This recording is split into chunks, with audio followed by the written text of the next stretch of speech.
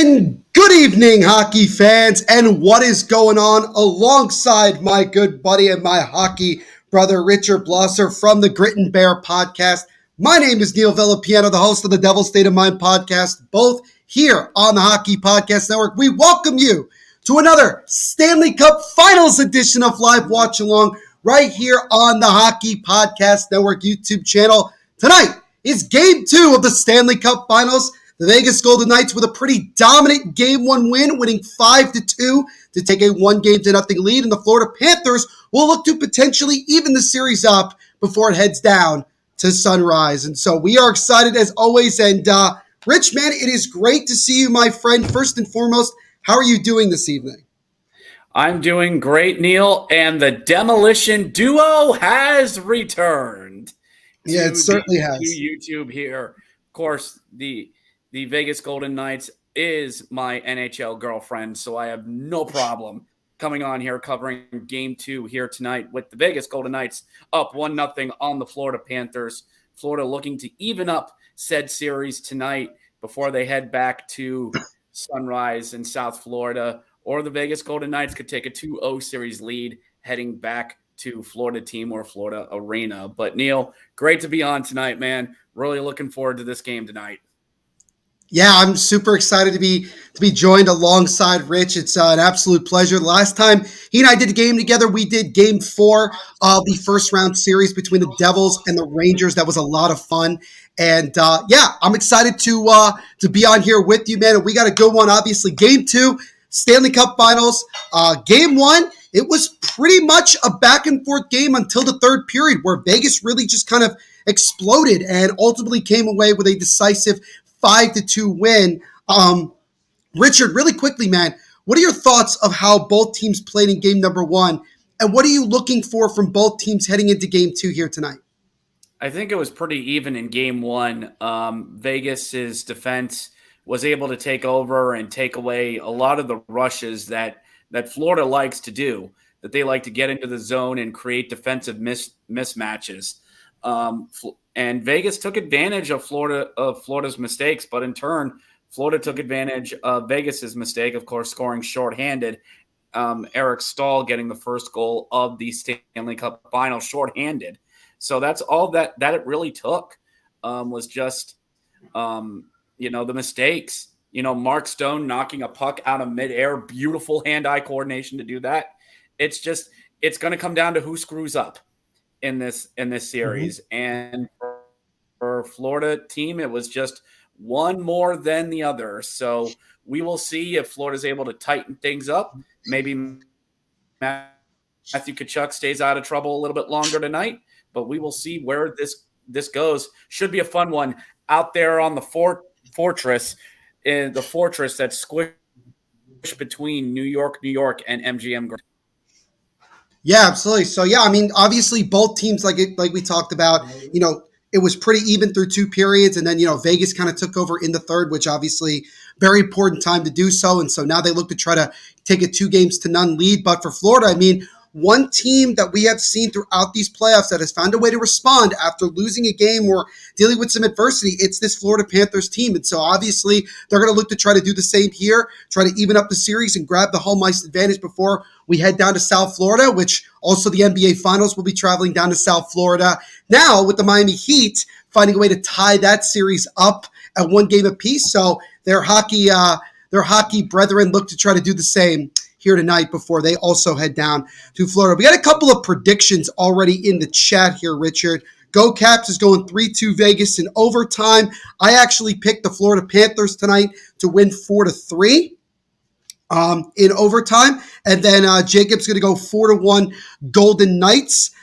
Mason DeBean is going 4-2 Vegas. So far we got 3 predictions for Vegas, 1 for Florida. So it'll be interesting to see what goes on with that. And Kyle also mentioned that he appreciates my jersey. This is the Metropolitan Riveters of the Premier Hockey Federation, the Professional Women's Hockey League, and this is the local team here in the New York, New Jersey area. It also has Madison Packer, the captain of the Metropolitan Riveters. So shout out to her and shout out to the Metropolitan Riveters of the PHF for those of you that wanted to know about that. But Yeah, man, I'm Lo- looking lo- forward to this lo- game. I think it's going to Lovely be a good sweater. one. I didn't hear what you said. Yeah, Sorry, it's Rich. going to be a great one tonight. Hmm. No, I was gonna. I said lovely sweater. I Thank you. have a not the PFW, but the NWHL one, Boston Pride. Their hockey fights cancer in the collection as well. Just because I wanted one of theirs in my collection.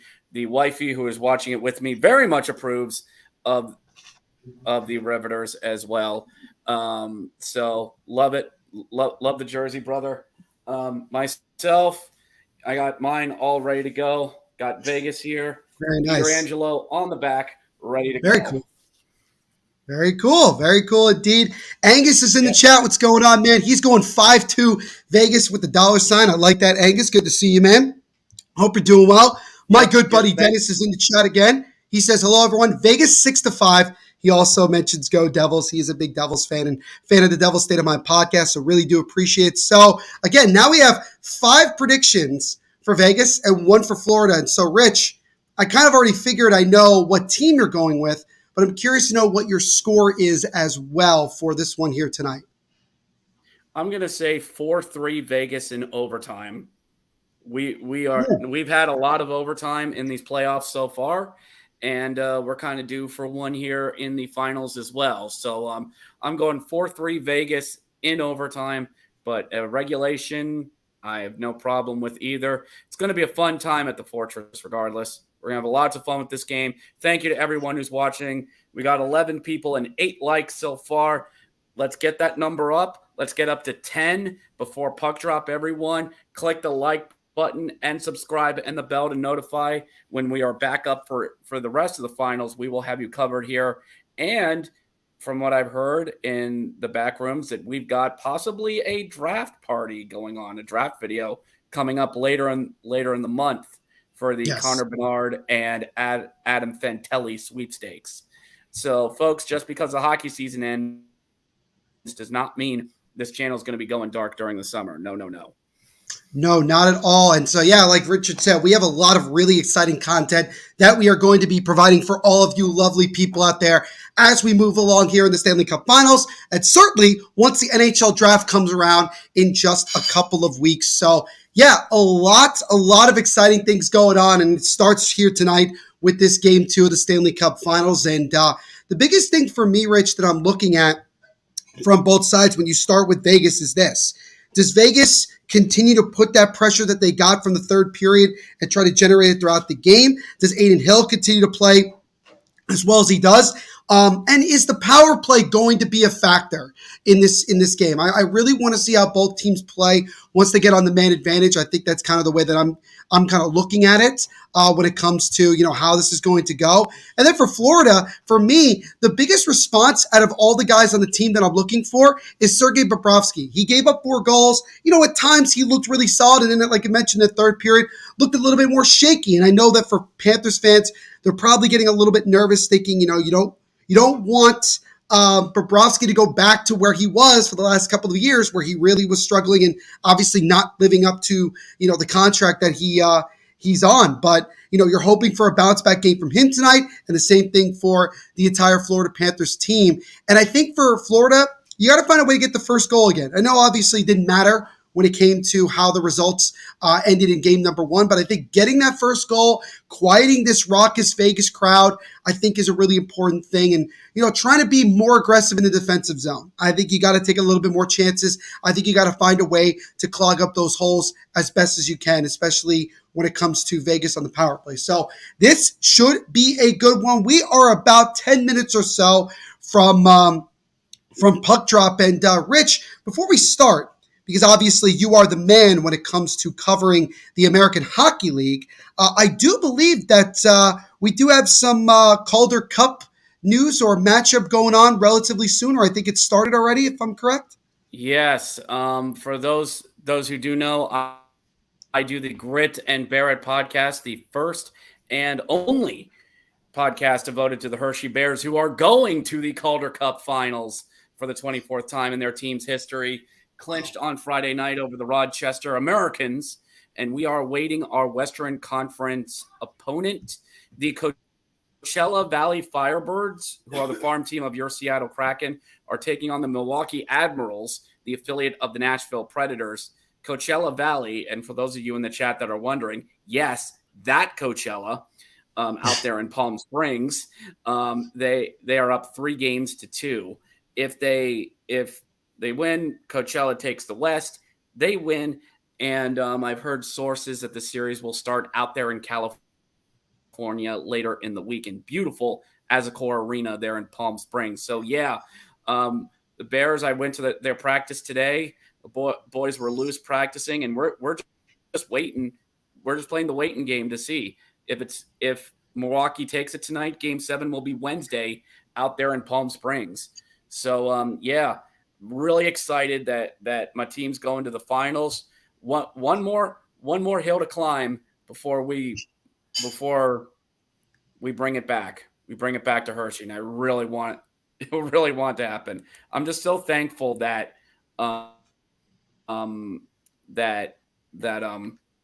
excuse me. I'm just real thankful I'm still doing these recaps into June. Very thankful, and just lots great time. So thank you for bringing that up, Neil. Thank you so much, brother. Just dropped a new episode today talking about Amherst and Bears games 5 and 6. So you want high energy hockey talk? Go check it out. I would absolutely recommend you guys go check out the Grit and Barry podcast. Richard does a phenomenal job over there. And not only, like he mentioned, he covers the Hershey Bears, but he covers a lot of the American Hockey League because, it is the minor leagues of the National Hockey League. And I feel like it doesn't get talked about enough. There is some really good hockey in the AHL. And you're talking about a lot of guys that are pushing to try to get into the NHL. And you have some great stories. You have some, guys that have played in those type of games and now get a chance to play in the Stanley Cup Finals and, in many other big time games in the NHL. So it really is awesome, and I would highly recommend you go check it out. And if you're there, make sure to leave a 5-star rating on Apple or Spotify for Richard. Really, really would appreciate that 100%. Let's go on, Sam. Good to see you, man. Hope you are doing well. He's going with a 3-0 shutout for the Florida Panthers. That's very possible. Bob's due. He is due for a good game. I don't know necessarily a shutout, but Sam, man, that is a gutsy take, and I like it. I really do like it. It is. I really like that. Like I could completely see that happening. Yes. I don't want to speak it into existence, but I could see it happening.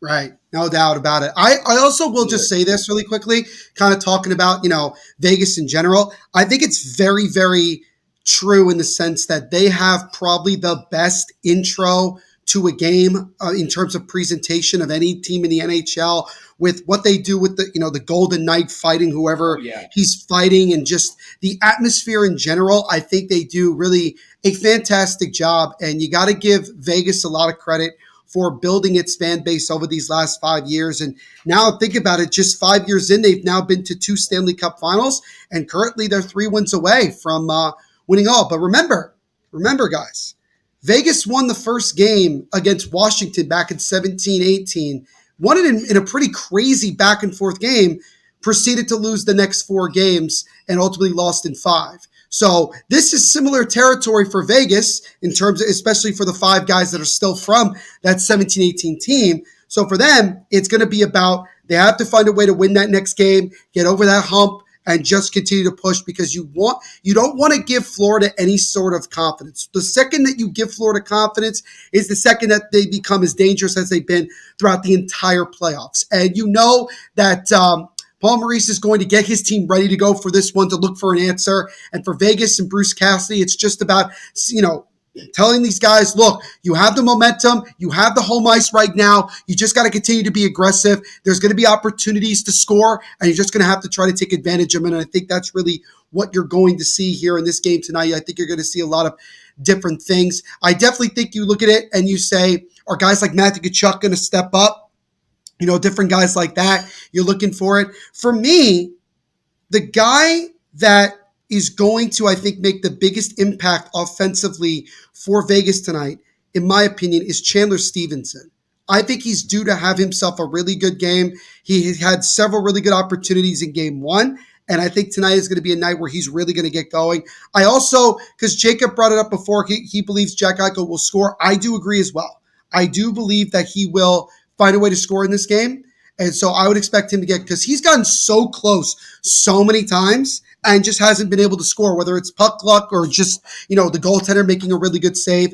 I think that's the way you got to look at it from there. So, yeah, both teams are just about ready to take the ice for this one. This should be a lot of fun. While you're here, guys, make sure to smash that like button if you enjoy what you see. Also, don't forget to subscribe, and so you can interact with us here on the live chat, and hit that notification bell so you don't miss any new live watch-alongs that we do throughout the entire Stanley Cup playoffs, including the finals, right here on THPN. And lastly, shout out to DraftKings Sportsbook for being the official sports betting partner of the Hockey Podcast Network. And with the Stanley Cup Finals going on, the NBA Finals, Major League Baseball, so many sporting events going on, you already know that DraftKings is your number one place to get in on all of the huge cash prizes. So if you want to get in on this action, go to DraftKings Sportsbook right now, sign up, use our promo code THPN, which you can see in the bottom right of our screen. Again, promo code THPN, and tell them that your boys Neil and Richard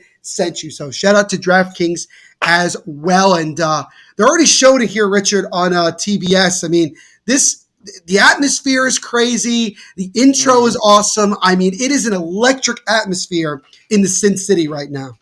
And that, as someone who's been out there, and yes, this was all the way back in November, it's always like that out there. Like that place, like when I've been to bigger Americans, I've been to cities that have had multiple sports teams. And when you walk around them, you can tell like what team rules that city. Like you go to Baltimore, that's Orioles country. That don't let Ravens football fool you. The Orioles run that city.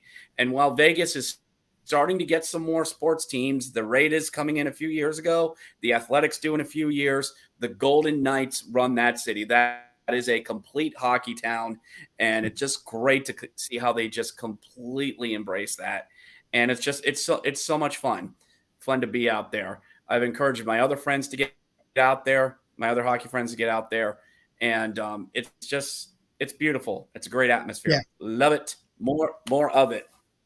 I'm definitely looking forward to getting an opportunity to go out to Vegas to experience, a Golden Knights game there, especially in the playoffs. From what I've heard is absolutely tremendous. Jacob, to answer your question, I would rate that save honestly a 10. It was tremendous. It really was. It was a big time play in the game that, Florida could have easily scored there, retaken the lead, and who knows how that game would have gone the rest of the way. So I think that was a turning point in that game.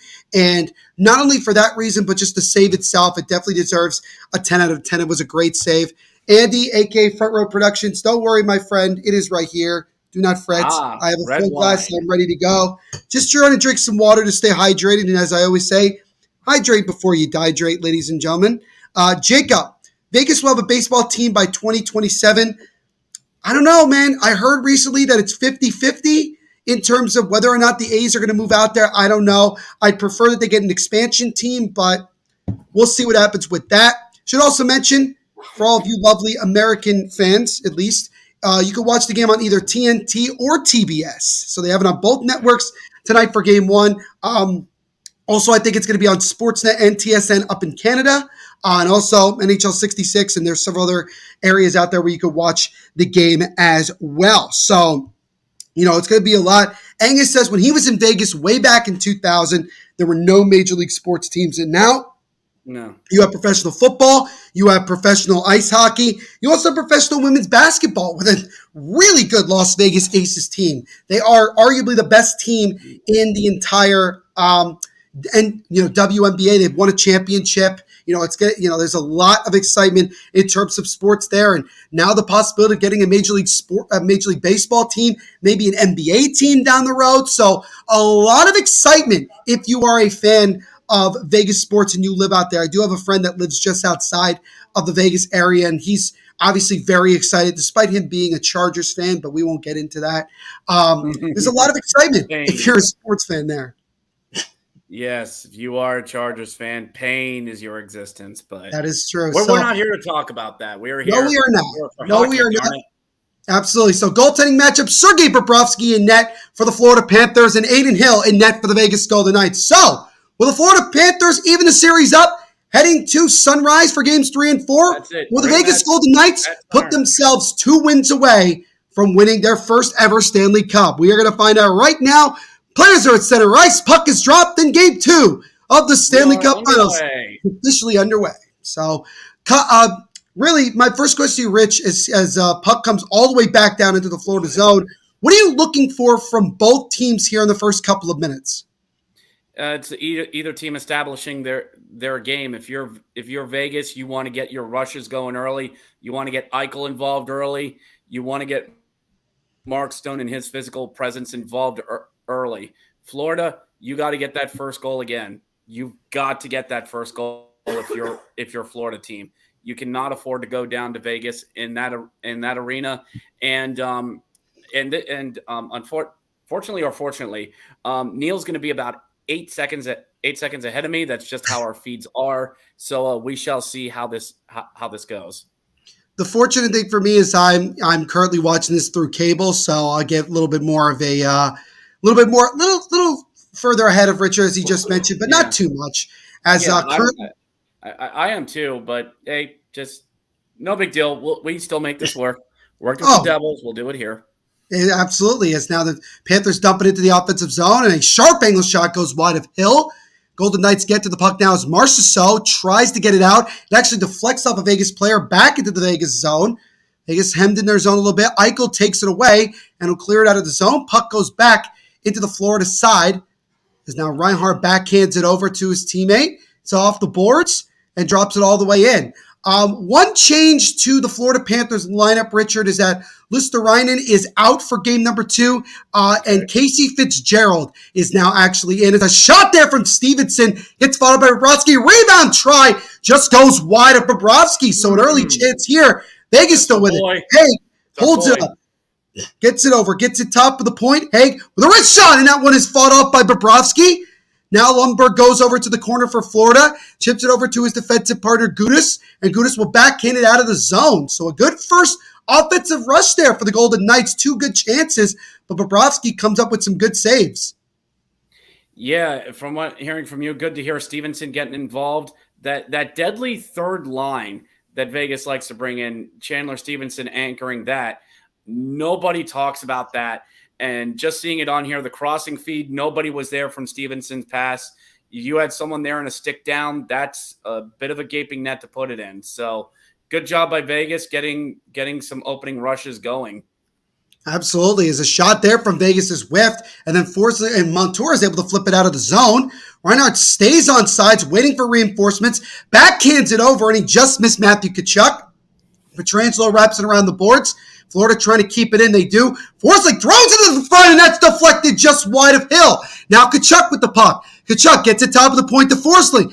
Forsling with a wrist shot. That gets blocked in front, and the puck comes out of the zone. So Vegas doing a good job so far blocking shots. 2 shots there from Gustav Forsling, but both never got to Hill, but still some pretty solid pressure there from the Panthers top line as we get an offsides here against Florida. Yeah, good job by both teams coming out here strong. Vegas getting some good chances and some good looks, but now both teams get, wanting to establish their game. This is what we've expected. So giddy up, boys. Here we go. Giddy up indeed. Again, Vegas did a really good job of blocking shots in game number 1. It's what really, I think, frustrated Florida throughout the majority of the first game. So obviously they're going with the same tactic here early on defensively. William Carrier gets leveled by Gudas. Here come the Panthers. Wrist shot deflects up and out of play. So, whoa.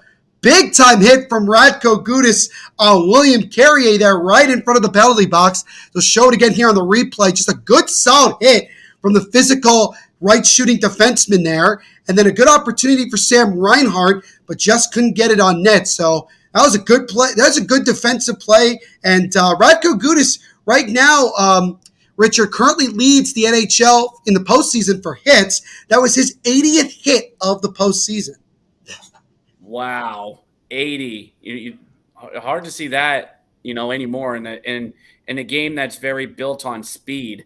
You don't see a lot of hits. And yeah, just seeing that Gudis hit, wow. And that's clean. That's shoulder on body. Mhm. Carrier with his head down. That's clean. Keep playing. That's not a call. No, that's a very solid hit from Gudis, and we know that Gudis will, walk a fine line many a times, and sometimes maybe over it. But that time right there, that was a very, very solid hit. As now the Panthers That win the draw. A drive by Montour just goes wide. Might have been redirected in front of Hill there. Good opportunity. And then the Panthers accidentally clear it back down into their zone. So again, looks like the Panthers, Richard, are trying to do a lot of deflections in front. They've already had 2 or 3. Haven't gotten none yet, but it seems like that's kind of a strategy here offensively for Florida. I guess they're trying to work the long shot game. I guess they're trying to taking Aiden Hill's eyes away. Sort of how Vegas was their bread and butter. Their two of their goals were long shots with screens. So Yeah. take away the goalie's eyes, and you got him. That was a really good deflection, by the way, from Sam Reinhart. Just went wide to the left side of Aiden Hill there. Maybe an inch to the right. That definitely would have gotten on net. Who knows? Maybe it would have snuck past Hill there. But regardless, puck comes now over to Aaron Ekblad. He gets it. Ekblad in the right face-off dot. Drops it over to Declare. Now the Golden Knights get to it. Marchessault stops, drops it over to Eichel. Here he comes up the center of the ice, drops it over to Pietrangelo. Pietrangelo with a shot that gets blocked, comes down in front off the boards, doesn't reach Bobrovsky. Now a drive there from Theodore gets blocked in front. Vegas still with it. Over to Pietrangelo. He takes the shot, goes wide. Opportunity. Eichel on a backhand pass intercepted. Now a breakaway chance here for the Panthers. They come in. Backhand try. And it's stopped in hell. Yes! Hell as we run Hill. Carter Verhaeghe. That is not the guy you want streaking down the ice, staring you down. That is not the guy you want. Good job by Aiden Hill. Great job. Just those are opportunities you got to bury. Cliche as that sound, you got to bury them. You do have to bury him. Carter Verhaeghe going to the backhand there, but just really good positioning from Aiden Hill, just not allowing Verhaeghe to get much of anything there. And, just a really good opportunity for Florida. So we have our first really kind of, I would say probably the best opportunity for either team right there. Good pass from Duclair.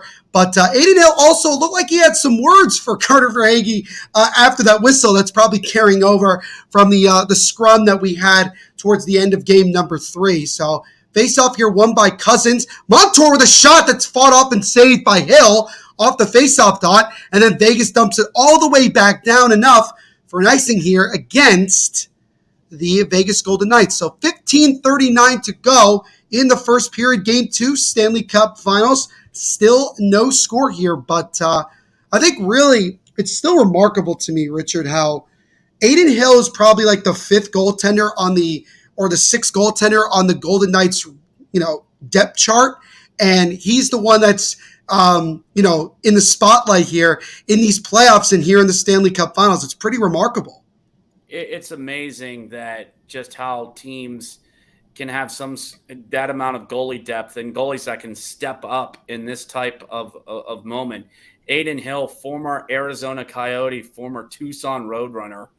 And it's just amazing that this guy was 4th on the depth chart. And now here he is, Cup Finals, Game 2, holding his own. Absolutely. It's now a shot there from Riley Smith. Is fought off by Bobrovsky and goes up and out of play. Kind of a slow start so far. We're still less than 5 minutes into the first period. Kind of a bunch of stoppages in play so far. And then we just saw Sam Bennett with a big-time hit on a char. I think that was a Chari that took, or no, sorry, it was a Mario that got rocked there. So far early in this game, Richard, Florida going back to what they do best other than getting those grimy goals. They're being physical, and they're trying to take it to Vegas. And so far, we've had 2 big hits from Gudis and Bennett, respectively. Yeah, real good action by Florida. Like you said, getting back to what they do, being physical, forcing turnovers, and taking advantage of teams. Teams. I'd like to see Florida's forecheck be a bit more successful. That it really seemed like that's what they were good at. breaking up plays and then forcing stuff back up ice. So I'd like to see a little bit more out of them. And we just saw another solid hit there from Radko Gudas as Chandler Stevenson almost had a step to the net there. And now the Panthers get it, and they'll dump it back into the Vegas zone. As Eric Stahl, who had the series first goal in the first period of game number one, dumps it in as he'll go for a change. And two of the three Stahl brothers, Richard, have an opportunity to win a Stanley Cup. And I think that's kind of a remarkable thing because, Jordan and Eric have both won cups. And Eric is on the Panthers right now. But Mark Stahl, the former longtime New York Ranger, now Florida Panther, this is an opportunity for him to finally get a Stanley Cup and have all three Stahl brothers win one, which would be kind of a remarkable thing, really. What wasn't there a year where Carolina had all three of them, Mark, Eric, and Jordan? I don't think I don't think all three have ever played together. Like they all played against either together or one another in the conference finals when we had Carolina versus Florida, but I don't think all three have ever played together on the same team. I swore I thought one year you had Jordan, Eric, and Mark, but I could be mistaken. So face off here.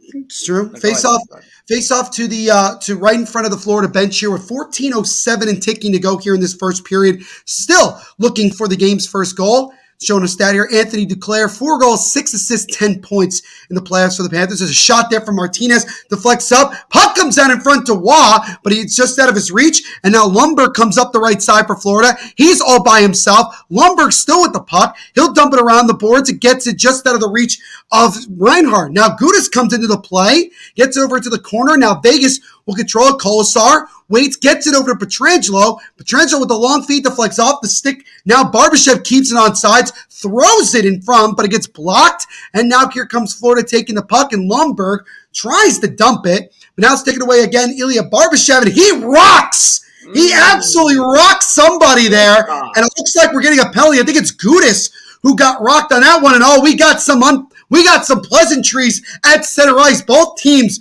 with some pushing and shoving. So these guys picking up right where they left off at the end of game number one. Oh, yeah. You knew with the way Tkachuk was through hands at the end of that game. This was not over, not by any means. No, not at all. And so we do have a delayed penalty. I'm not sure what the penalty is, so we'll find out as they're going to commercial break just here. All that Barbashev hit. Oofda. Well, I think it might be Ryan. I think the penalty is Gudas got rocked in the face by Ivan Barbashev. What a hit. And Gudas is a big boy. He's a big boy. I saw him in Lehigh with the Phantoms. Big guy, and that's not easy to do. Go on, Barbashev. Throw that thing around. That was a big-time hit there. Really, really good one. So I think the penalty, by the way, Richard, might be against Ryan Lundberg. He kind of hit Marchessault up high with an elbow right in front of the bench. So I think that might be the penalty. So that's what I'm guessing. But we'll find out more once they come back from commercial break. So, Richard, what do you like so far from both of these teams here in the first 6-7 minutes of the game? Very physical game. Very physical. The hits are being thrown. Guys are not afraid to throw hits. Absolutely loving it. Absolutely loving it. These two teams, they know what's at stake. I like Vegas's energy that they've come out with, but also a good pushback by Florida. Good pushback by Florida team to come out here and trying to get that ever elusive first goal that they that they got in the first game. So you're right. Power play here for Vegas. Hopefully doesn't happen to them what happened on Saturday. No, absolutely not. They need to get themselves going a lot more here on the power play and not give Florida the chances that they gave them shorthanded. There's no question about that. So big first early opportunity on the power play for Vegas, and we'll see what they could do here. The biggest thing I want to see from Vegas is really just throw everything at the net. You have a lot of firepower on offense, especially with your power play. You have to throw everything at the net, and I think that that's really what I want to see here. But I agree with you, Richard. I really do love the physicality that we're seeing from both teams early on in this one. They want to establish that type of rough and tough type of game. And I think both of these teams are built to be very physical, to be very tough. And that's, they've survived through 3 rounds of the playoffs and now in the Cup final. And, it's really, obviously you're seeing two teams that are just doing everything that they can to try to win a Stanley Cup. And so it is Ryan Lundberg going to the sin bin for 2 minutes. So now an early Vegas power play here as we'll see what Vegas can do with it as the faceoff is won here by Vegas. Theodore with the puck. He walks the line, still with it, drops it over to Eichel, left faceoff dot. Jack Eichel drops it now, or tried to drop it top of the point. Vegas recovers. Theodore over to Marchessault. Now gets it over to Stone. Stone with a backhand try. That's fought off by Bobrovsky. Goes into the left corner. Eichel is keeping it in for Vegas. Drops it over to the right side to Marchessault. Waits, right shot, and he scores! Stars! Yes! So rips it up, beating Sergei Bobrovsky. It's a power play goal, and it's 1-0 yes, Vegas. Awesome job. Awesome goal. Go on, boys.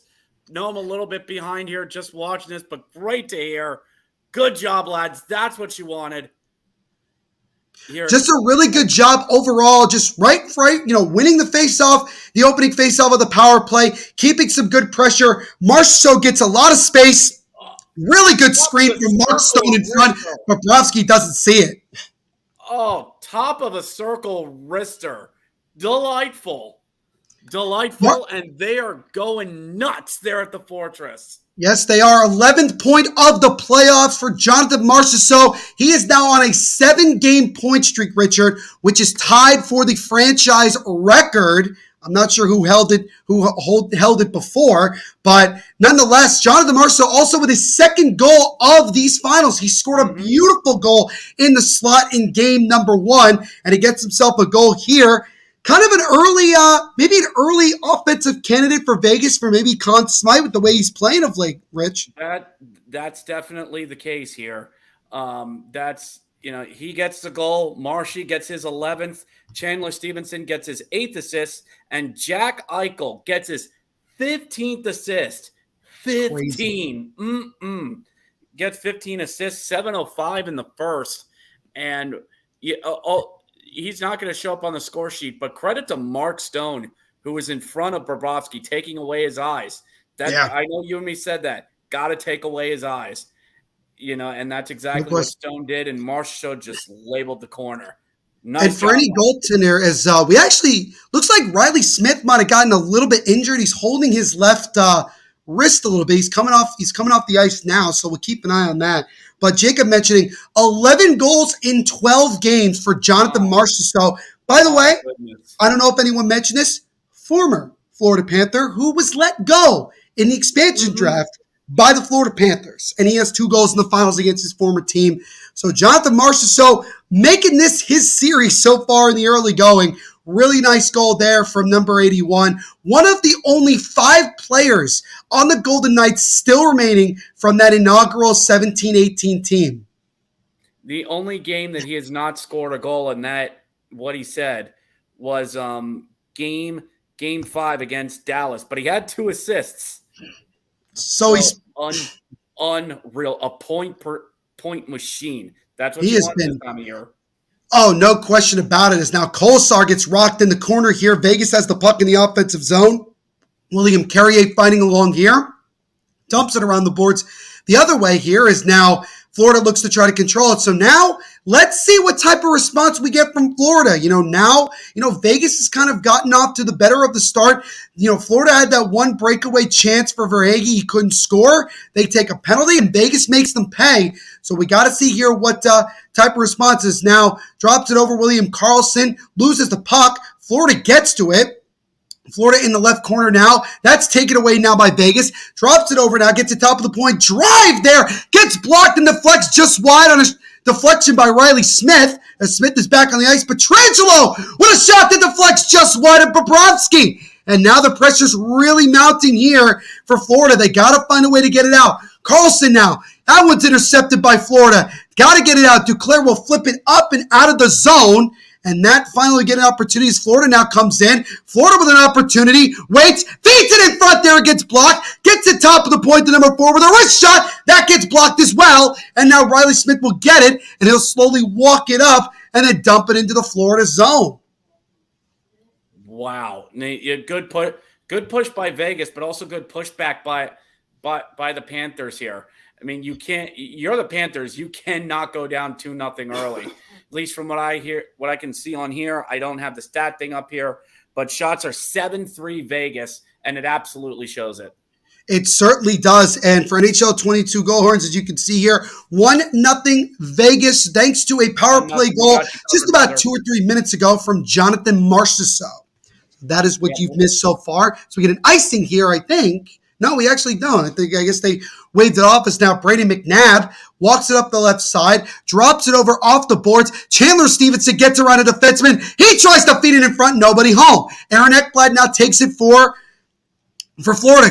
That's actually White. Intercepted. Marchessault with a sharp angle shot. Gets fought off by Bobrovsky. Vegas putting on some good pressure again here. Eric Staal gets it now for Florida. Staal gets it off the boards. Just missed out of the reach of Aaron Ekblad, but Florida still gets to it and gets it out of the zone.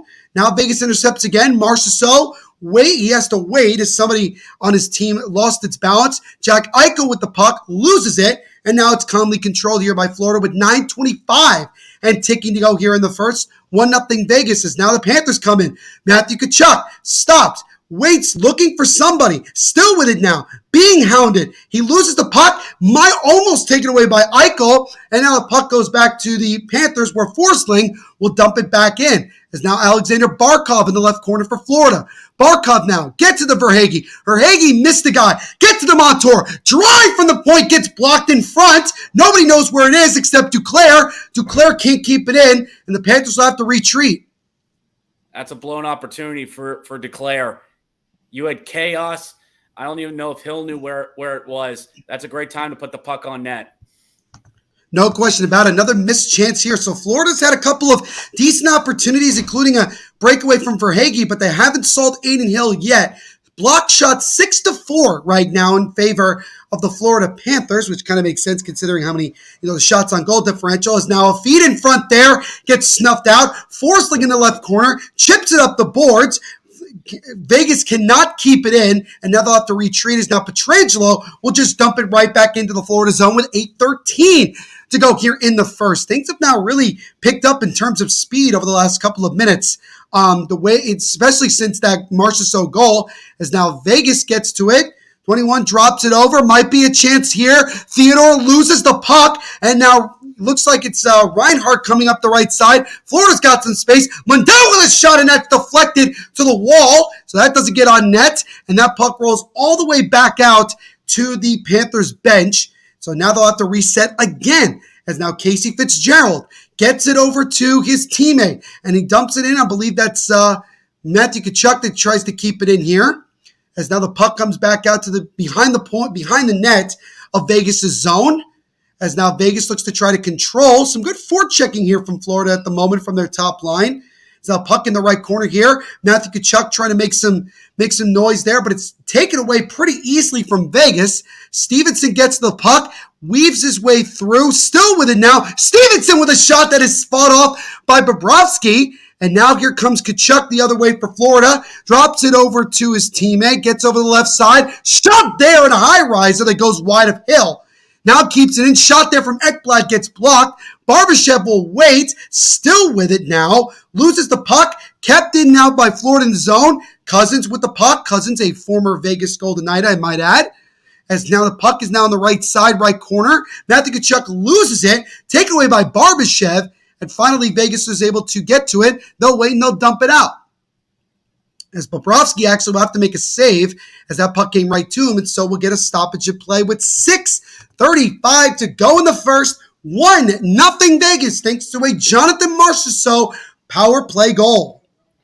Another media timeout there in Vegas. And, for some of the guys out there, you're kind of hoping for that stoppage. That's some long play that's gone on without whistles up and down the ice. So good break in the action there.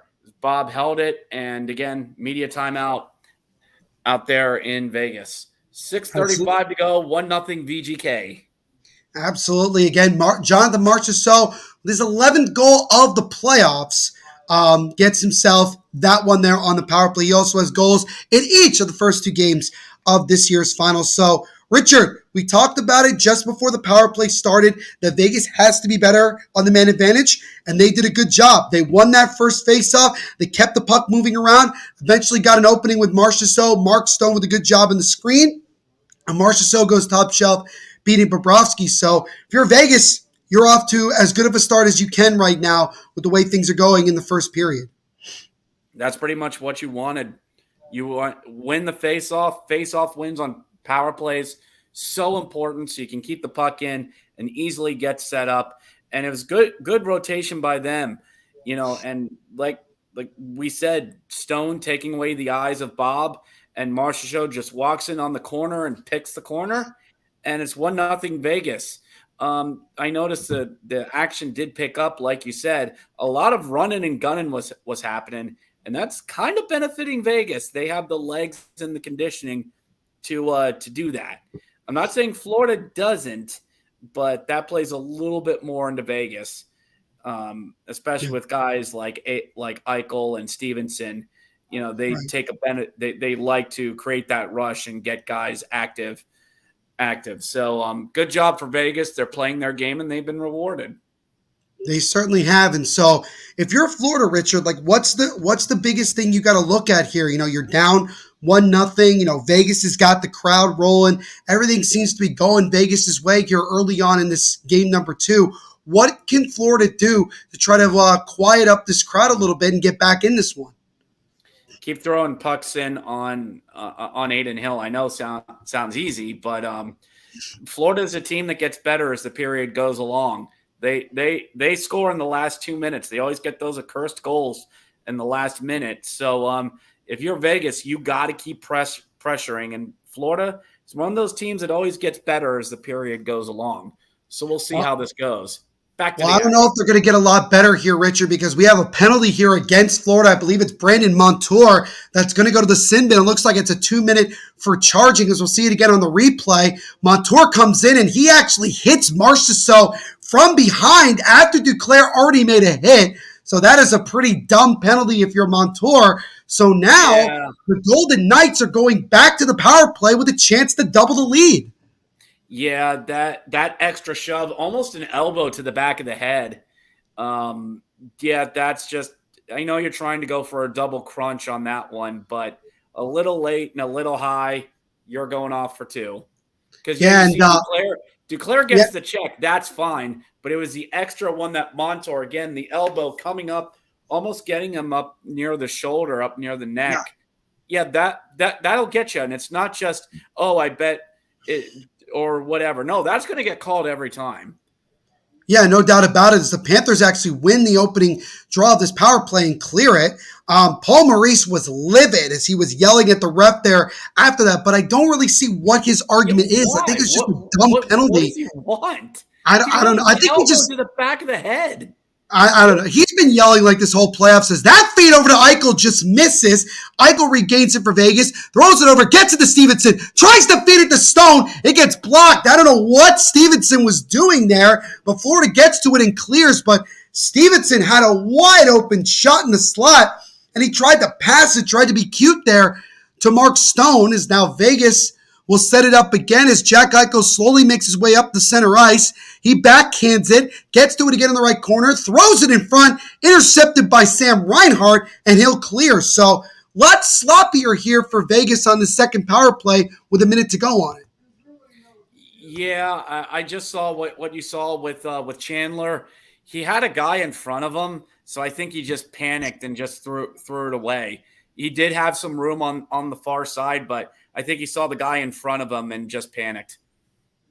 Yeah, I think a little bit of hesitation there. I think it's definitely one of those things where he overthought it and just thought he'd try to be cute there. As now Vegas keeps it in, gets over to William Karlsson, second power play unit on for Vegas. Petrangelo, that shot there is actually deflected by Barbashev, goes wide, now gets over to Karlsson, left corner. William Karlsson feeds it in front there, just misses Bobrovsky. Eric Stahl will get to it for Florida, and Stahl will clear it out of the zone with 15 seconds to go in the Vegas power play. Wait a second here. It looks like, Richard, we have a penalty, and I think it might be against Vegas, and it is going to be a Vegas penalty. It's a 2-minute hooking call here against the Golden Knights. So it's going to be number 10 on the Vegas Golden Knights, whose name escapes me at the moment. That is Waugh. Thank you. Nicholas Waugh is going to go to the box for 2 minutes. So we'll have 4-on-4 for the next 16 seconds. And then the Panthers will get their first chance at the power play. Yeah, you could call that a slash too. He knocked the stick out of his hands. Yeah, I could see that. That should shut Paul Maurice up for about a minute. I think it's one of those what I like to call compensatory calls, Richard. I think they were like, you know what, fine, we'll give you one. And I'm sure Bruce Cassidy, you could tell Cassidy wasn't even arguing the call as now Florida with the puck here, Tkachuk with a drive, and that one just goes wide of Hill. Aaron Ekblad trying to keep it in for Florida, but it's taken away by Stevenson, and Stevenson will make his way still with the puck here as now the Panthers go to the power play, minute 40 to go on it. Vegas right now with all the puck movement as they'll dump it into the Florida zone right to Bobrovsky, and he'll play it to Brandon Montour, and now we'll see what the Panthers can do here with a chance to tie the game up on their first man advantage as Reinhart will dump it into the zone on the right side, gets it over to his teammate as Bennett drops it all the way over to Matthew Tkachuk. Tkachuk now walks up, drops it over the right corner to Cousins, gets it top of the point to Montour. Montour now, over now to number 16. As Barkov now with the puck, gets to Montour, left side over, back to Barkov, right shot, that one's deflected, scramble in front, backhand try, stop, the rebound try just goes wide on a shot from Barkov. Panthers with some good pressure right now as now Tkachuk over to Barkov. Alexander Barkov gets it top of the point to Montour. Now to Barkov. Now to Tkachuk. Feeds it over. Backhand try. A big save by Hill. Another save is stopped. Reinhart with it now. Top of the point to Montour. Gets it over. Gets it back. Montour with a drive. And that's fought off by Hill. And the Golden Knights clear. My goodness. That's what you've wanted out of Florida. Whoa. We got, oh my goodness, Tkachuk and Aiden Hill pushing and shoving there as we actually saw Hill kind of slash Tkachuk. Both teams, the refs say play on, no penalty coming up. 20 seconds to go on the power play as now Florida gets it over for Hagee. Wrist shot. That one is fought up and saved by Hill. Puck in the right corner. Vegas gets to it, and they're going to be able to walk this up, and that's pretty much going to do it for the Panthers power play. So really some A-plus opportunities there, Richard, for the Panthers. But Aiden Hill, again, brick wall. I've said this before on the power play, and especially on a 5-on-3. Bring it in, lads. That's exactly what Florida was doing. You had 4 guys in the mid to lower circles firing on Aiden Hill. Everything but scoring. Now Martinez with a drive, and he scores! Alec Martinez! Yes. Deflected in front, but nonetheless, it gets past Bobrovsky, and the Golden Knights double the lead. It's 2-0 Vegas. 2. That's what me and the guys say this. If you listen to the podcast, we say this all the time. Save at the one end turns into a goal at the other. Huge saves by Aiden Hill. You come down the ice, and Alex Martinez wrister, and he scores. What a job by the guys. Crossing feed, shoots and wow. Did Bob even see that? I don't think Bobrovsky saw that. It might have been a screen there. 28. I think that's Mahura. Yeah, he screened Bobrovsky. Obviously that, he doesn't want to screen his own goaltender. But nonetheless, Alec Martinez, who, if everybody remembers, famously game-winning goal in overtime of Game 5 of the 2014 Cup Finals that ultimately won the Los Angeles Kings their second Stanley Cup. He gets the goal there, and with 2:01 to go in the first, it's 2-0. As now McNabb with the puck. Brady McNabb shot, and he rang it off the top post. Oh my goodness. Now comes the other way. Ryan Longberg trying to get around Theodore, but Theodore wins that battle. So everything is coming up. Vegas gold and I guess you'd say silver or gray. So far here in this one for the Golden Knights. Also, shout out to NHL Goalhorns for the $1 donation. Thank you. Oh my, that pass to Amadio just goes wide of the net. Oh, Amadio had an opening there. Vegas with it now. Wrist shot, and that goes wide of Bobrovsky. Vegas trying to keep it in. They do. As now Vegas around the puck here as now Florida gets to it, gets over to Tkachuk, and he tries to dump it in, but no good. Once again, thank you, NHL 22 Go Horns, for the $1 donation. Really appreciate it, my friend. Assist goes to Barbashev on that one, his 11th of the playoffs. Martinez, his first of the playoffs. And now here come the Panthers, 3-on-2 if they hurry. Bennett up the center of the ice. Waits, drops to Tkachuk. Tkachuk now gets it over to Montour. Brandon Montour waits, feeds it in front. It gets deflected wide. Forsling with it. Drive from Forsling is stopped by the left leg pad of Hill. 33 seconds to go in the first as now Vegas slowly walks its way up and they'll dump it in. Back into the Florida zone. Another great save there from Aiden Hill. Also, NHL 22 Goal Horns with a second $1 donation. Thank you, brother. Thank you. Thank you so much, man. So much for Bob stealing a win. Well, he's not getting a shutout tonight, that's for sure. No. Not at all. 5 seconds to go in the period. That's taken away by Vegas, and that will do it for the first 20 minutes of action. So, the Golden Knights continuing to pick up where they left off in the third period of game one. Goals from Jonathan Marchessault on the power play and Alec Martinez late in the first give the Golden Knights a 2-0 lead after 20. Richard, quickly here, your thoughts from both teams after 20. Vegas taking away Bob's eyes. He did not see either of those goals that went in. Definitely Marchessault on the Marshy goal than Martinez, but Vegas doing everything they're supposed to do, and they've been rewarded 2-0 after one. They certainly have, and if I think you look at it from Florida's perspective, I mean, you've had a couple of good opportunities. Even, like I said, that breakaway opportunity for Carter Verhaeghe didn't score. Aiden Hill continuing to be on top of his game right now. And so if you're Florida, you got to find a way ASAP to get going here, or this one could get ugly really quickly. But again, 2-0 Vegas after 20. And before we continue on here into our first intermission report, we're going to step aside for the first time tonight to get a word from our sponsors.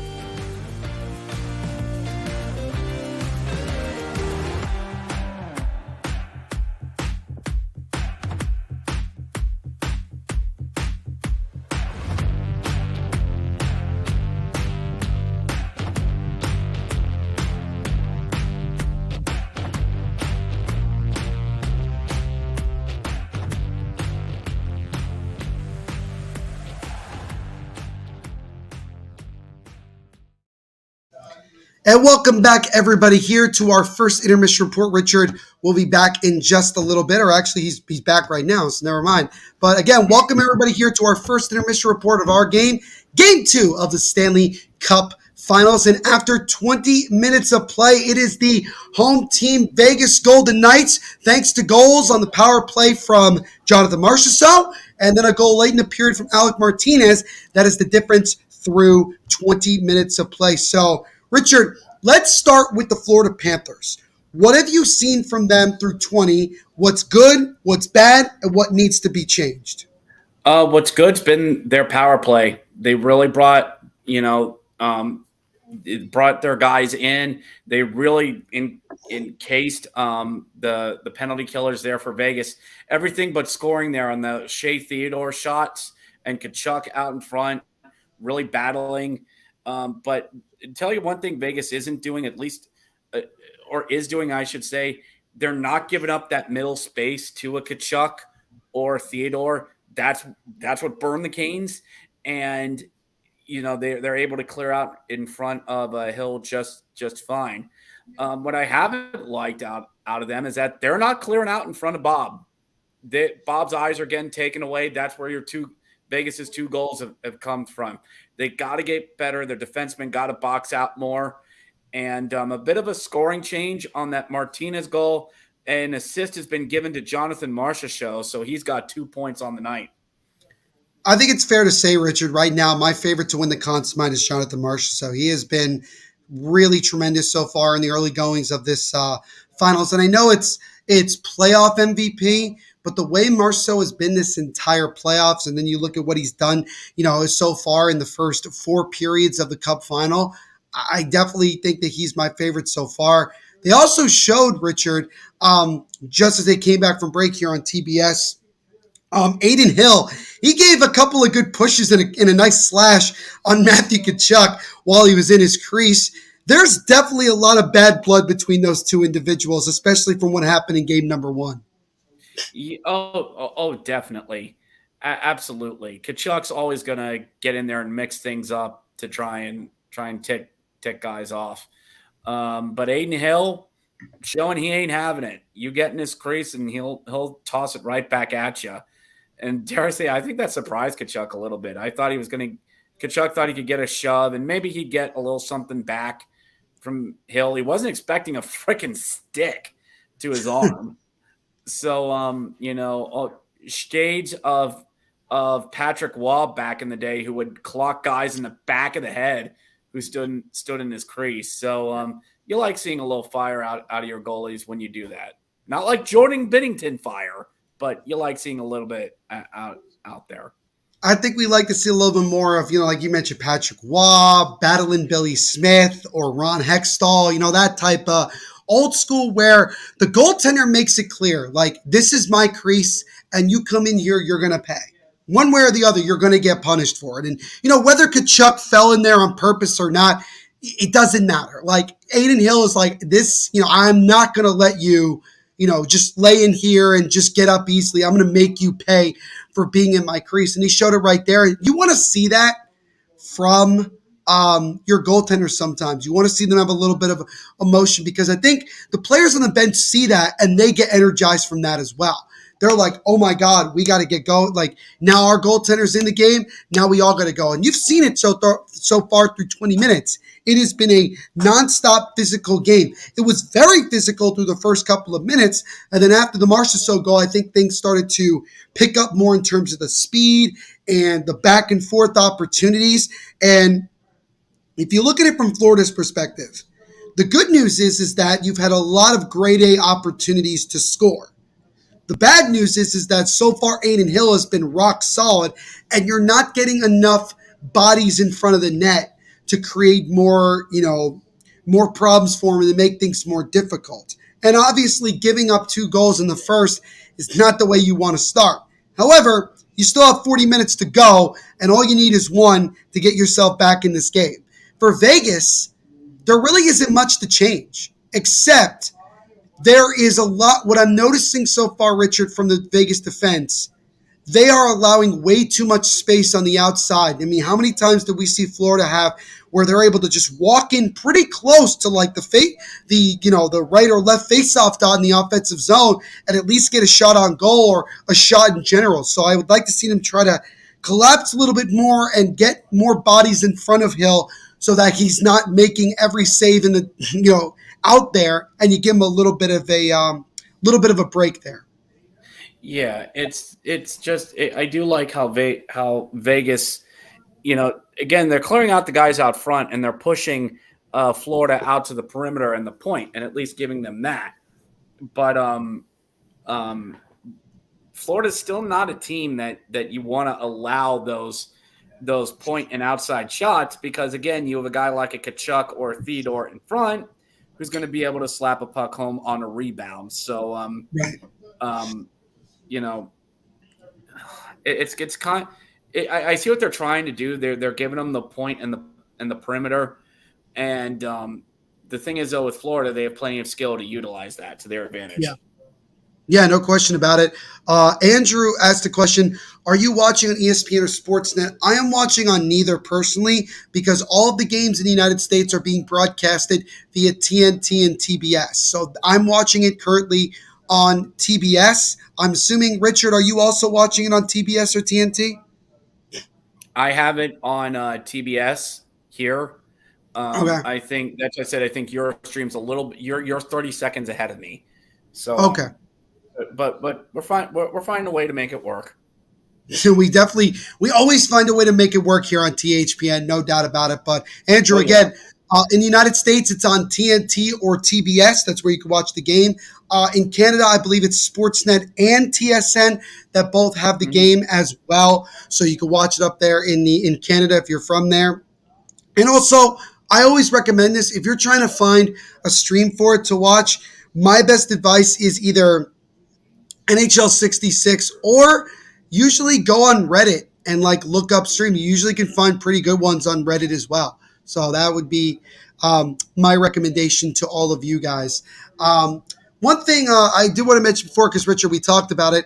Coachella Valley Firebirds against Milwaukee Admirals. That will be coming up in about an hour from now, I believe. That Yep. is game number 5, correct? You said Game number 6. game number 6 of the Western Conference Finals of the Yep. Calder Cup playoffs. And so if Coachella wins, then they are moving on to the Calder Cup final. And if Milwaukee wins, we got a game 7 back in Milwaukee. Which I mean, for Hershey, who won the Eastern Conference, that's good for them. They have more time to rest. I mean, I'm assuming Yeah. that's a good thing. And I, and actually, both 6 and 7 are out there in Coachella Valley, so it will It's stay out different, there. It'll right? stay out there The on format's a Wednesday. little different in the AHL, I've noticed. It depends on distance. We Okay. have, I think it's like a 400 to 500 mile rule because at least out here in the East, you have a lot of teams that are close, so you can afford to do a 2-2, 1-1, and 1. But once you get to conference and Calder Cups, it's pretty much a 2-3-2. If Coachella Valley wins, Hershey flies out to California to start the series later in the week. No doubt about it. Andrew actually said TNT is the best. This is actually a really good thing to kind of like talk about here as we have some time before the start of the second period. Richard, I don't know if you've had the chance to watch games on TNT and also ESPN. I'm curious to know, like, what are your opinions of both networks so far?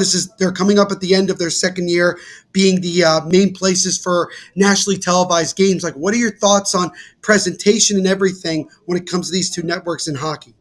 I think I give a slight edge to TBS and TNT. I like Kenny Albert and the way he calls games. I think the Kenny, Eddie, and Keith Jones is probably the best. It's probably the A team for them. They do a really good job. ESPN, when they want to, they can put on a really good presentation. I like how they have the player trackers on the power play. I know not everybody likes them, but for someone like me, it's easier for me to call a power play when I'm doing this. It's true. Um, TNT and TBS, I think their announcers are just a little bit better. I like their intermission with Bassinet and Gretzky being out there. Now having the king himself, Lundqvist, out there. It just seems more of a cohesive unit when they talk. Like it feels more like actual hockey guys talking. And nothing against Buccigross or Levy out there on ESPN, but it feels robotic sometimes. It feels very studio and very safe. Um, on TBS, I really feel like it feels more like hockey guys talking, more relatable, and that's just and that's something I look for a lot more in my broadcast. Like when when I hear a guy calling a game, I want to be like I'm at a bar watching a game Hmm. there with them. And there's a couple guys in the NHL who are really good at that. Some of the regional guys, John Walton, voice of the Capitals, very good at that, uh, Hmm. and a few others as well. But I give a slight edge to TBS and TNT. I think their presentation is a bit better, and they've gotten better in year two from year one. I don't think ESPN's really improved that much.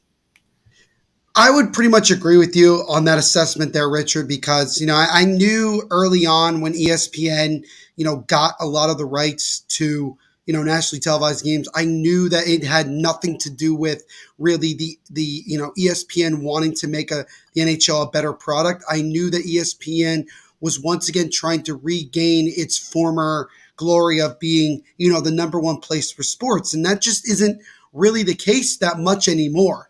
I feel like they're very gimmicky. I feel like they try to do a lot of things that are supposed to, you know, um, attract more of a younger audience. But the way TNT/TBS does it is a very simplified way.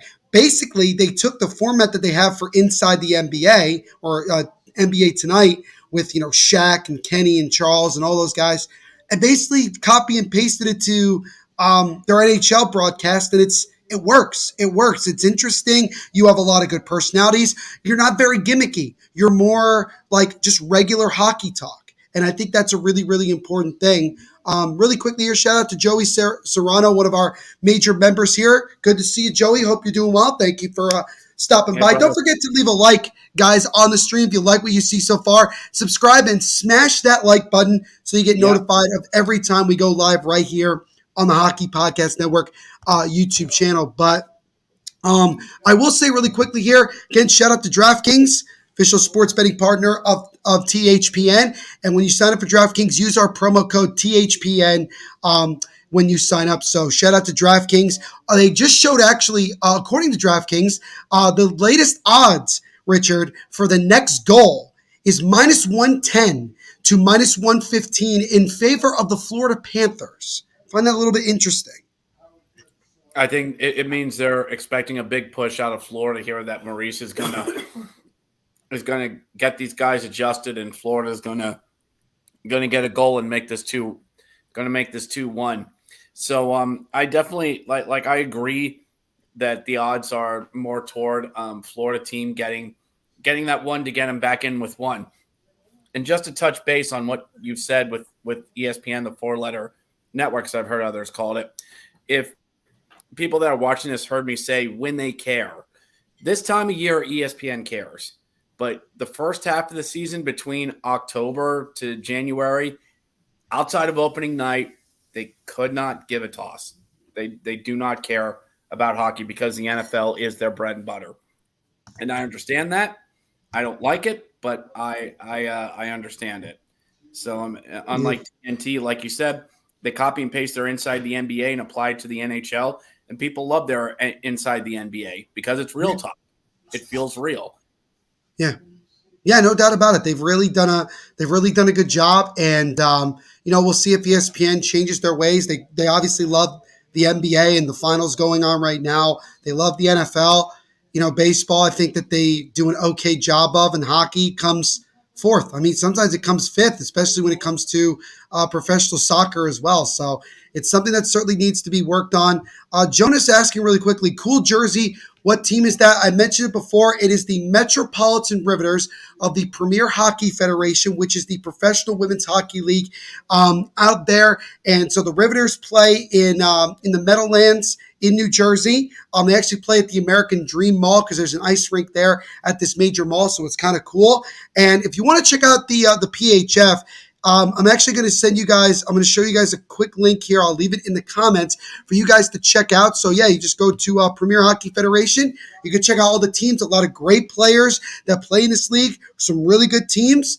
And make sure to support your local women's sports because there is a lot of really good action when you see it. You got to watch this league, man. They have some really, really good players in it. Agreed. And make sure you check out your streaming services. and they carry Premier Hockey Federation games as well. The wife always likes to check them when they are on out as well.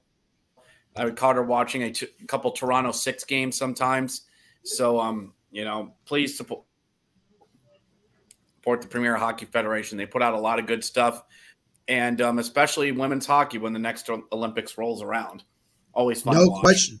No question is now we are underway here in the second period of our game 2 Stanley Cup Finals. Vegas won game number 1, 5-2, have a 1-0 lead, and now we're up 2-0 going into this second period here, looking to try to take a 2-0 series lead. So it'll be interesting to see how both of these teams come out here in the first couple of minutes. So, Richard, what are you looking for, or what are you keeping your eye on from both teams here as the second period gets underway? A fast start out here from Florida. If you're Florida, you got to get a goal within the first 10 minutes of this period to get yourself back into it. I feel like if Vegas gets another one, this is going to get very ugly very quickly. I think my biggest question is this. If, let's say, Vegas goes up 3-0, when do you start thinking about maybe you got to make a goalie change? I don't feel like this is Bob's fault. I feel it's more along the defense in front of him, not really supporting. Because you've already gone with Alex Lyon. You've already gone with him. He's good, but would you really trust Alex Lyon in a game like this? So, I don't think this is necessarily Bob's fault. It's I think more of the defense that's in front of him. Yeah, I think you could definitely look at that and say, like, neither one of those goals is really on Bobrovsky. Top shelf with a screen in front. Not much you could do there. Same thing. You get screened in front by your own man as a drive there from Gudas goes wide of Hill as Florida trying to put on some early pressure. Jack Eichel gets to it in the offensive zone. Eichel stops, waits for reinforcements. Eichel loses the puck, and it goes all the way back down to the Vegas zone here. So now the Golden Knights will reset. What's going on, Donnell? Good to see you as always, my friend. I hope you're doing well. Thank you for tuning in with us. As now Marchessault backhand pass gets blocked in front. Florida will dump it out of the zone here. Cousins tries to get to it, but it's taken away. Actually goes into the left corner here as White fighting along with a Vegas player. Good pressure here now from Stahl. Stahl tried to get it to White, but it's taken away. Vegas trying to get it out, and they slowly do just that. Yeah, just like I said, Florida, you got to pressure. You got to absolutely get this game back within your favor. You cannot go down 3. You showed him up well. Donnell, good to see you, brother. Me and him have talked a couple times when I've done streams as well. Good to have you on, brother.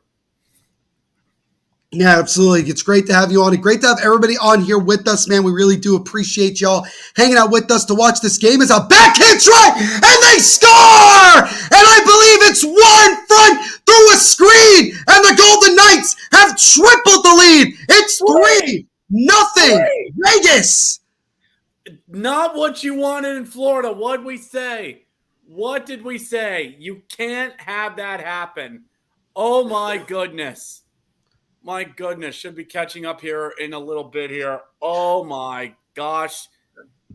So we see it again here. Waugh just kind of walks the line. He has all this space in the slot. Just really bad defense there. Not sure what Fitzgerald was doing. And then Waugh takes a shot off the inside post. Bobrovsky just looking around. He could not see that at all. And Vegas, with just 3 minutes into the second period, now up 3-0, and they've scored 3 goals on 12 shots. Richard, 2 goals in the last 5 minutes for Vegas. They continue to dominate this one so far. Checking out the replay on here, Waugh just walks out of the corner and just, I don't know who number 4 is for Florida. Casey Fitzgerald. He got turned around and missed his man, but also that's bad post coverage if you're Bob. That's bad post coverage. He should have been hugging the post on that one. Maybe come out and challenge a little bit more. But wow. Yeah. That's, I think, the first one you can actually blame on Bob.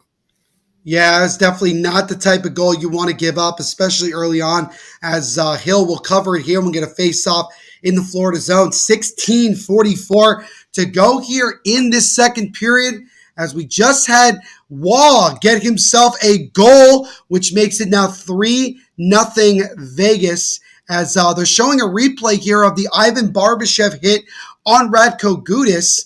I'm not sure if Gudas might actually not be on the bench. I haven't seen him yet, so he might actually be shaken up from that hit. Back in the first is now Nick Cousins throws it at the net, but it's gloved and covered by Hill for his 13th or 14th save of the night. So Florida right now, I mean, it's still kind of early, Richard, to say that this game is over. You know, you got 16:44 to 34 to go in the second period, and, you know, you have the rest of this period and the third. But now Florida has to get the next goal if they want to have any shot of coming back in this one. It's just completely – it's tilted in Vegas's favor. Waugh getting the goal, his second. William Carrier getting his third assist, and Zach Whitecloud with his fifth assist on the goal at 2:59. And you're right. This is not the start that Florida wanted, and they got to do something. And if Gudas isn't out there, that's a big physical presence that they're missing. They just showed here on the screen, Richard, that Radko Gudas is out for the rest of the game with an undisclosed injury. So that is a big physical loss on the back end. So now Florida's skating with only 5 defensemen. So things just continuing to get worse for the Florida Panthers, as now they come into the zone for Hagee with the puck, gets it over just out of reach. Kachuk gets to it. Puck squibs out to Verhaeghe, but he missed it. And now Vegas looks to come the other way as Barbashev gets around a defender. Decent chance. Backhand try. That's stopped by Bobrovsky. And then Barbashev goes flying into the net. That would have been one hell of a goal if Barbashev had scored there. Even he impressed himself on that chance. But Bobrovsky makes the save. I think if that goes in, I think Bob's done. If that goes in, I think Bob's done. I don't like saying that in the finals, but you give up that with Barbashev flying in, his night might have been done. Yeah, and I guess my question to you, Richard, is this, and again, it is still it's still relatively early in this game, but if, let's say, Bobrovsky does get pulled in this game, right? Does Paul Maurice go back to him for game 3, considering how things have gone so far for him in this series? Or do you maybe try to go back to, I believe it's Alex Lyon, for a game 3 back in Florida? I think they stick with Bob. I think one bad game would not be enough to take him out of it. We actually dealt with that in the most recent series with Hershey and Rochester. Game 1, Hunter Shepard got lit up for 4 goals before he got yoinked early in the second period. And we went right back to him in game 2, posted a shutout. So it's a bad night for Bob. I don't think it's a reason to proverbially go back to Lyon. But it's been not a good night for Florida team and Bob. No, so far, things just couldn't go any worse. As now Barkov, as he couldn't get the puck on his stick, had a great chance there if he got a shot, but there was nothing there. Puck comes out of the zone and back into the Florida zone here with 14:35 to go in the second. Vegas has scored the last 6 goals of these finals. So Florida, it has been quite a long time since the last time they found the back of the net, and they desperately have to find a way to get that next goal. As now Riley Smith tries to get to it for Vegas. Smith still with it, throws it back into the Panthers zone, and now Montour will take it for Florida. Long feed over to Lomberg. Lomberg loses it for a moment. It's regained by Stahl, and he'll dump it in. They just showed again here, Richard, Sergei Bobrovsky was 4-0 with a 1.112 goals against average and a .936 save percentage in the conference finals against the Hurricanes, as that shot there goes wide. But clearly this is not the same Bobrovsky that we saw in the conference finals. No, and I think what frustrates you if you're a Panthers fan is that this team can win the close games. They've shown they can do that. They've shown they can come back and win high-scoring games. And I think that's like the frustrating part with Florida team. Yeah. Is that they're being outplayed by the Golden Knights right now. And it's still very early, but everything's Vegas right now. Everything The right house. now really is Vegas. I mean, it just doesn't seem to be a lot here. As Montour with a drive that gets blocked. Backhand drive by Bennett, and he missed wide as Hill was down, out of position. Bennett would have had a really good chance to score, but he couldn't get it on net. Florida still with it. Bennett with a turnaround shot that gets blocked, and now Vegas looks to come the other way. Chandler Stevenson dropped to the Stone. Stone over to his teammate. Backhand try, and he scores! Scores! Like that, it's 4-0. Yes, I believe it might be a number 21 on Vegas, whose name I'm blanking on. Howden? Is that Brett Howden? I think that might be Howden. It is Howden who scores a beautiful backhand goal. Just a great play overall. It starts with Chandler Stevenson as Mark Stone broke his stick on a block shot, went to the bench to get one as the Vegas Golden Knights were coming the other way. Stevenson dropped the Stone, fed it to Howden, who went from his forehand to his backhand, and Howden buries it. Oh my goodness. Oh my God. Oh, well, that's defense, but also. Mm-hmm. And now you mentioned it, Richard, before, but Sergei Bobrovsky has been pulled. Alex Lyon is going to come in for Bobrovsky as Sergei Bobrovsky just an awful game from number 72 as just about 7 minutes into the second period. He is done after conceding 4 goals. Andrew, Nick Howden with a beautiful goal on the backhand off a nice pass from Mark Stone made it 4-0 just now. The shock kite is saying Panthers are done. I mean, they might be done in this game. Who knows? I mean, it's just things are just getting really out of hand in this one. Yeah, in comes Alex Lyon, former Chicago Wolf, Calder Cup champion, former Lehigh Valley Phantom. Bob just taking his stuff and just, I'm out. He's going to take a seat in the little chair down the tunnel.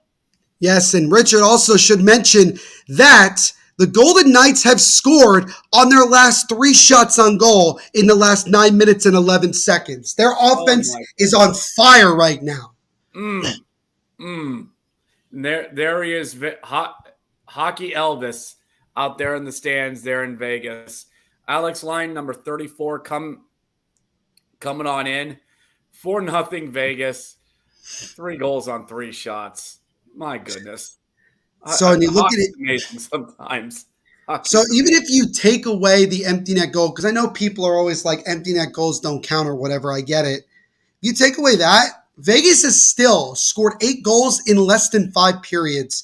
And it has really been impressive to see Vegas come out with such energy, such confidence, and they're just rolling over Florida right now. And I think if you're the Panthers, I don't know if you get a feeling that you still have a shot to come back in this game, but I think right now it's fair to say, Richard, that if you're the Panthers, you got to find a way to show some fight the rest of this game because right now you are getting absolutely embarrassed all over the ice. You know who Florida really needs right now? Radko Gudas.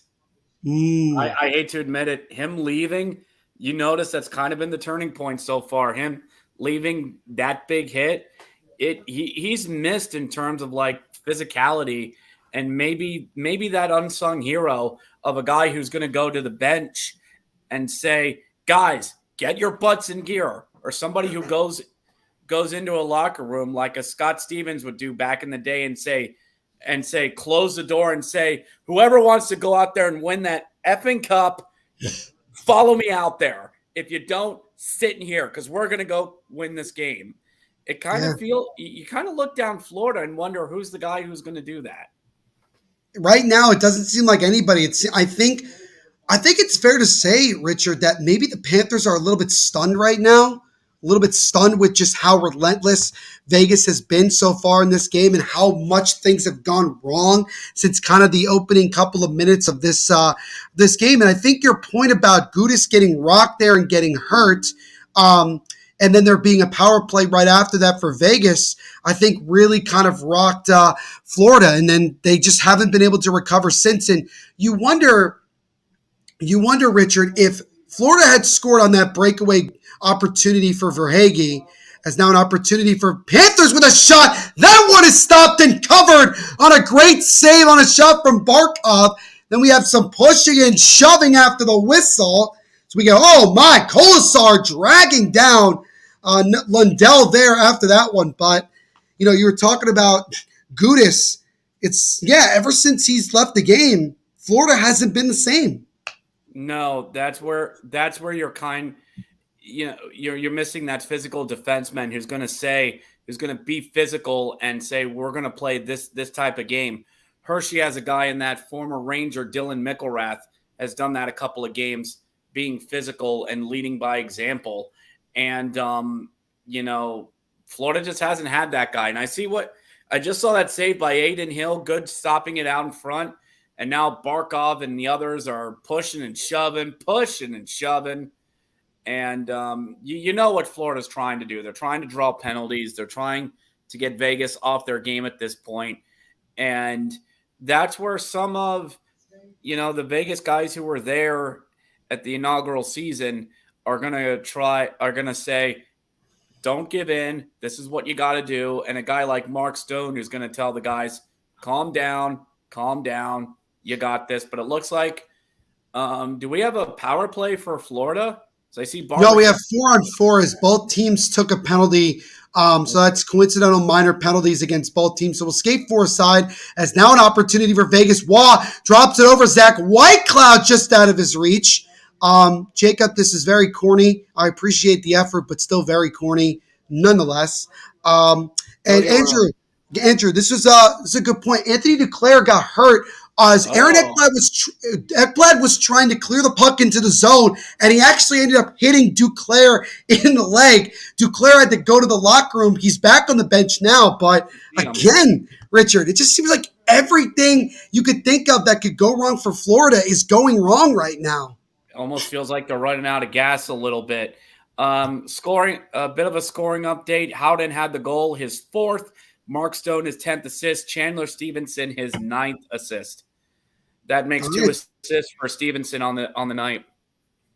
Yeah, Chandler Stevenson having himself another good game. I did have a feeling that he would score tonight. I mean, he scored in the sense of he's got 2 points. I still think he's going to find a way to get the back of the net because he's had a couple of really good chances in this one. As now Florida comes back in. Reinhart just out of the reach of 28 as now Vegas tries to get it out. Both teams kind of whacking on the left side. But now Stevenson gets it over to Stone. And now Stone with some speed up the left side. Mark Stone still with it now. Waits. Wrist shot. And that one is stopped and covered into the breadbasket of Alex Lyon with 10:28 to go here in the second. 27 seconds to go on the 4-on-4. 4-0 Vegas here. Just about the halfway point of this game number 2. And really, Richard, Vegas can do no wrong right now. No, and this is what you want to do if you're Vegas. Just put the car in neutral and just get this baby to the finish line. You're playing well enough defensively. You're doing all the right things. Just keep at it. No reason to stop what you're doing. Not saying stop scoring, but you've done well enough. I've just seen Lyon's first save. Good on him. And I still think they're going to go with Bob in Game 3. I don't think there's a reason to go to Alex Lyon in Game 3. One bad day for Bob. That's all that it is. Yeah, it's certainly not the type of game you want to see. And I think if you're a Florida Panthers fan, you're probably looking at the way Bobrovsky played tonight and start to wonder, are we going back to the Bobrovsky that we've seen the last 2 or 3 years where he really just hasn't been that good at all? Is now Martinez with a shot that is stopped by Lyon, and we're going to get a penalty here. And it looks like it might be against Vegas, I think. It's Bruce Cassidy not happy on the bench right now, as it's Alex Pietrangelo, your boy, Richard, going to the sin bin here. He's going to get, I believe, a 2-minute interference call. So Florida will go to just their second power play of the night. This is big for the Panthers. This is a big penalty kill for Vegas right now. But this could be, like we talk about Gudis being the turning point. This could be another turning point of the game, this penalty kill right here. I think if you're Florida, Obviously you'd like to try to get yourself a goal here on the power play. I think ideally, if you can find a way to get 2 goals back and go into the third only down by 2, that at least gives you some confidence that, hey, you're still in this game. You still have a shot. You got to go from there. And, obviously 4 goals does seem like an insurmountable deficit, but all it takes, again, as I mentioned before, all it takes is 1. But if you're Vegas, you just got to keep playing the way you've been playing. You really haven't made many mistakes at all. And even when you have made a mistake, Adin Hill has been there. So everything just continues to go your way. You just got to find a way to lock it down here. And, Florida, honestly, Richard, really good first power play opportunity back in the first. 5 shots on goal, did not score. And then seconds later, Alec Martinez doubled the lead and made it 2-0. So you're kind of hoping, if you're Vegas, you're kind of hoping for the same type of thing. You kill off the power play, and then you get rewarded with a goal. So we'll see what happens here. And, really, you're just looking up and down that bench for Florida, and you're saying to yourself, who's going to step up? Matthew Tkachuk has kind of been, non-existent. Barkov has had at least a good shot or 2. Verhaeghe had that breakaway back in the first, didn't score. Other than that, it doesn't seem like a lot of guys are really doing a whole lot here so far in this one. No, and you really, we said it. Their big boys need to step up. Your Tkachuks, your Beddets, your Verhaeghes. This is your time, boys. You want to get back into this game? Here you go. Yeah, it's a big opportunity here as now Florida wins the opening faceoff of this power play, looks to set up. Barkov throws it, and that's deflected to the right side. Bennett trying to keep it in for Florida. Sam Bennett now to Reinhart, now back to Bennett. Tkachuk now behind the net. Wraps it around over to Bennett as now the Panthers keep it in. Ekblad now over to Barkov. Barkov with a shot that deflects up and out of play with 1:39 to go on the Panther power play. 9:37 to go here in the second. Still 4-0 Vegas. We got our boy Richard Nate Thomas in the chat. He says, Neil, Richard, boys, how's it been? Everyone smash the like button and subscribe to the channel. Thank you, Nate. He is one of the co-hosts. Do what this man says. Absolutely do what this man says. Nate Thomas is one of the co-hosts of the Quack Report, which covers the Anaheim Ducks. He is also the master of collecting NHL jerseys. I'm sure he's got a lot more that he is prepared to try to collect in the very near future. He's been on a couple of these live watch-alongs as well. Go check out the Quack Report. Even if you're not a Ducks fan, go check them out. They do, Nathan and Carter do a phenomenal job over there. But thank you so much for hanging out with us, Nate. We do appreciate it. As now Florida has the puck, gets it over to Bennett. Sam Bennett now with the puck. Excuse me, it is Bennett. Waits, gets over to Barkov. Turnaround shot there, goes wide. Drive there from the top of the point, goes wide of Hill. Tkachuk wraps around over to Montour. Braden Montour walks the line now, gets over the left side to Barkov. Now back to Montour, over to Bennett. Bennett waits, right shot. That's stopped by Hill, and the follow-up try goes wide of Hill. 50 seconds to go on the power play. As now the Panthers try to keep it in. Bennett fighting away with Riley Smith. And now finally, Vegas gets to it and clears. What? Florida, everything but scoring. Absolutely everything but scoring. Yet, Nate, you're going to use that. And Nate, I think you and me need to have a jersey talk sometime, especially when I go to the May Gray Expo in August. Speaking of Ducks, coming this summer, game over Anaheim after Hershey season and the NHL season gets done. Yeah, they are going to have a Anaheim Mighty Ducks documentary. Nate, I'm sure you are very excited to see that. I think also, Richard, I think it's fair to say that Nate should give you some royalties when he uses the clip of "Do What This Man Says." I think you need to be compensated for this. Indeed. And then Nate says, "Kind words, love you, boys." And then Nate, it looks like Nate, you and Richard got a date to talk about some jerseys. Oh yes.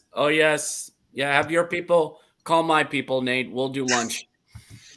The best part is that when they refer to people, it's literally just like the rest of the network.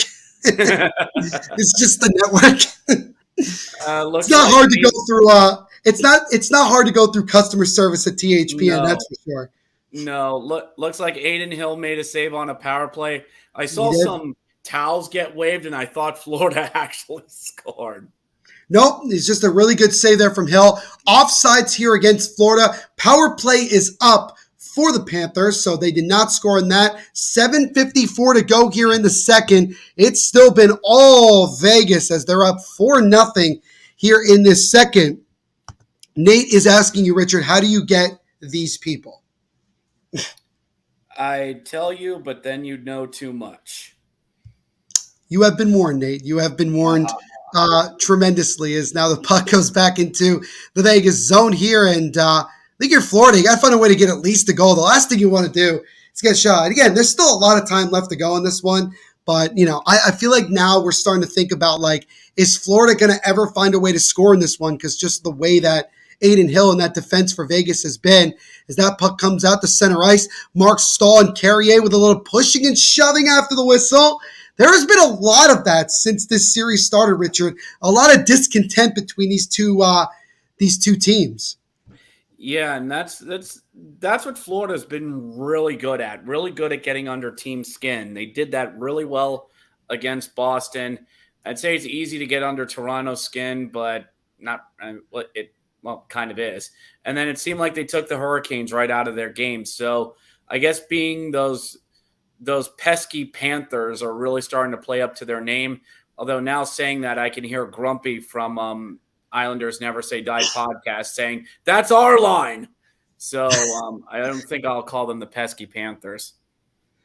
Maybe not. As now those same pesky Panthers are on their third power play as William Carrier went to the box 2 minutes for roughing here. So now the Panthers go right back to the man advantage.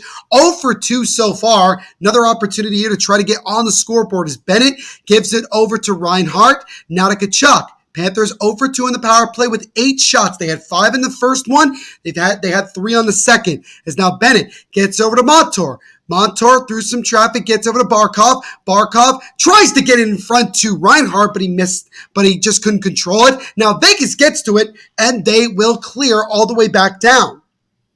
If you're Vegas, you got to be careful with anything from here on out. I mean, I'm not one of those like the refs out to screw people, but the refs are going to be calling things very, very tight here. So don't give them anything. That's a bit of a bad penalty for him to take a shot up high on Stahl.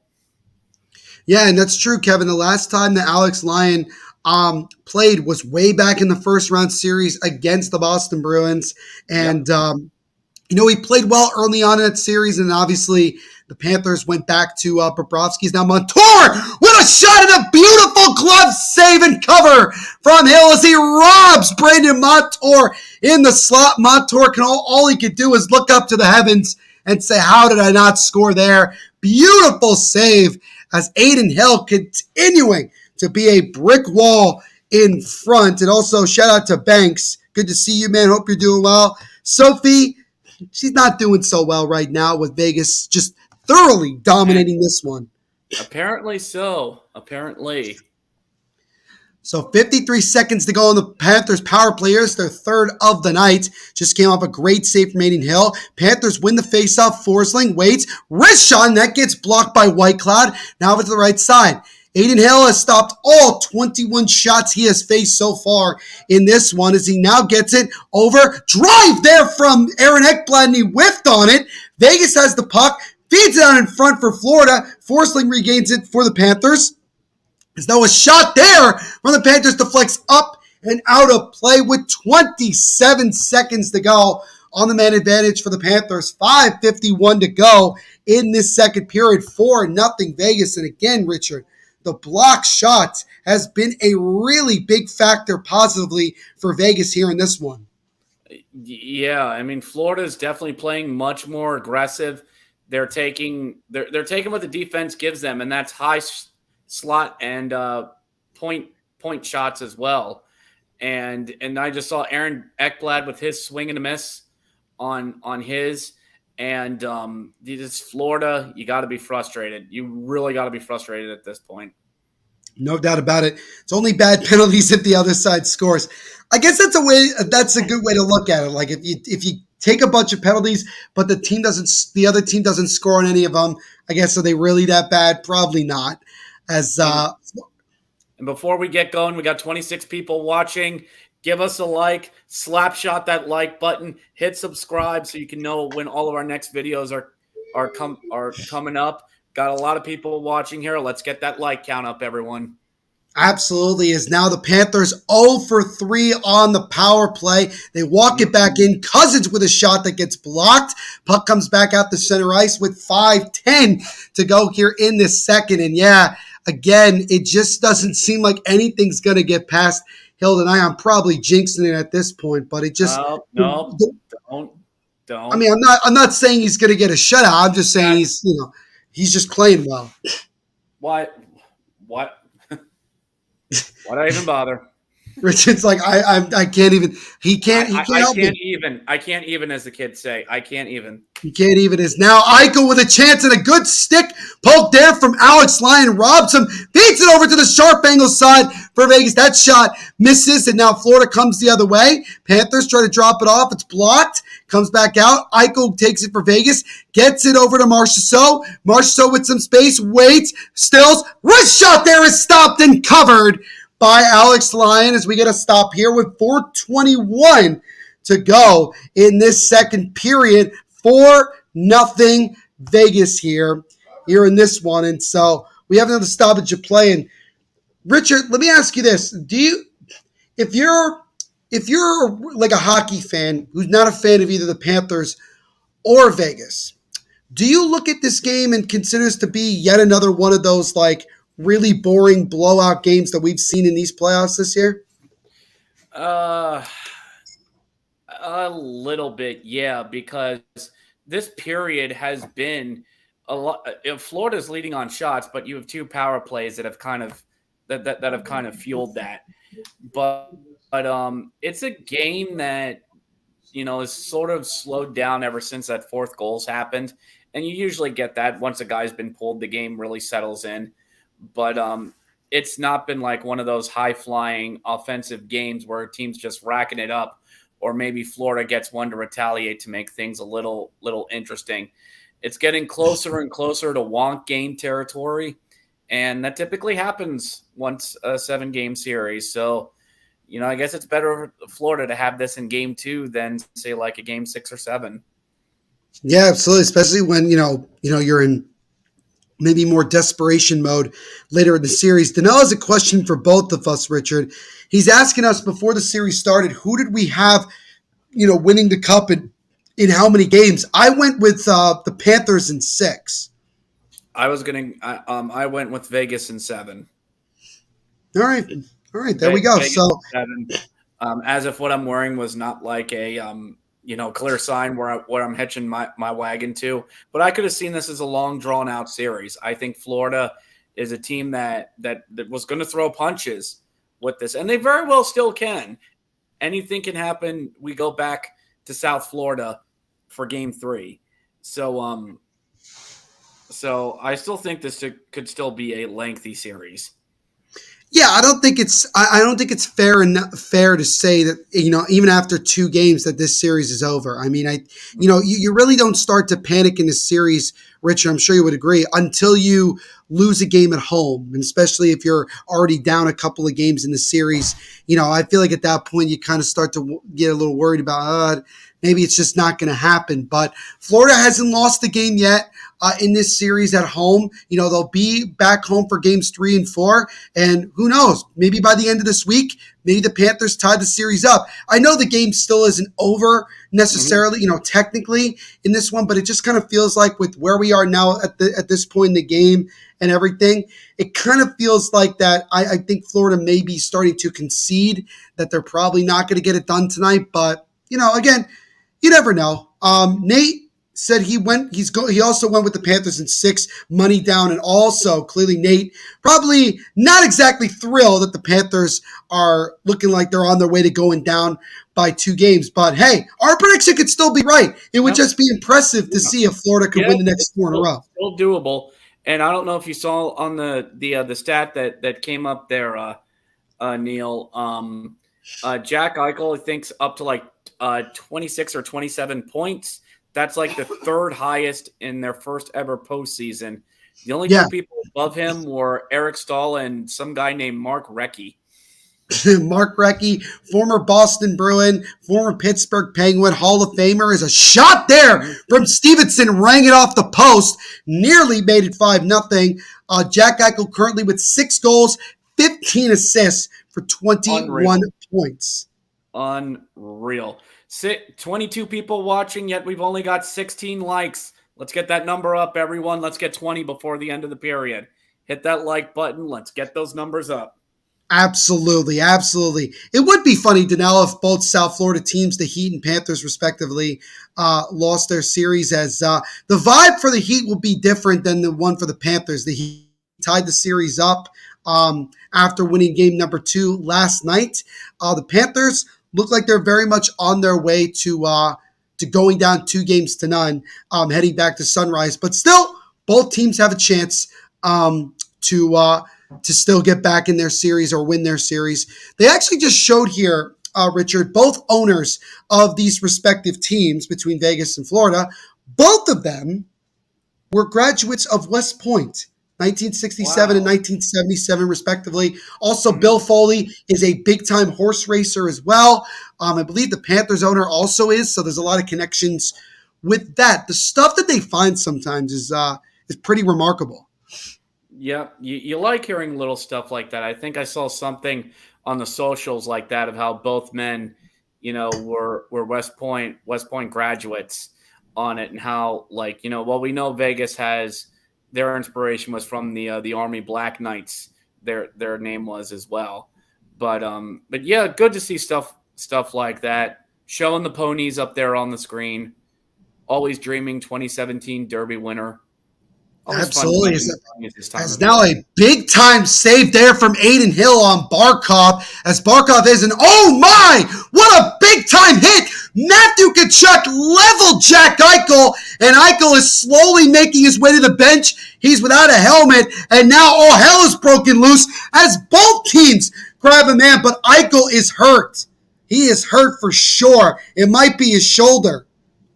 Wait, what? Trying to watch where this happens. I'm sure it'll catch up on mine here in a little bit. It comes right after the Aiden Hill save. That's when you see it. Okay, keeping an eye out on it.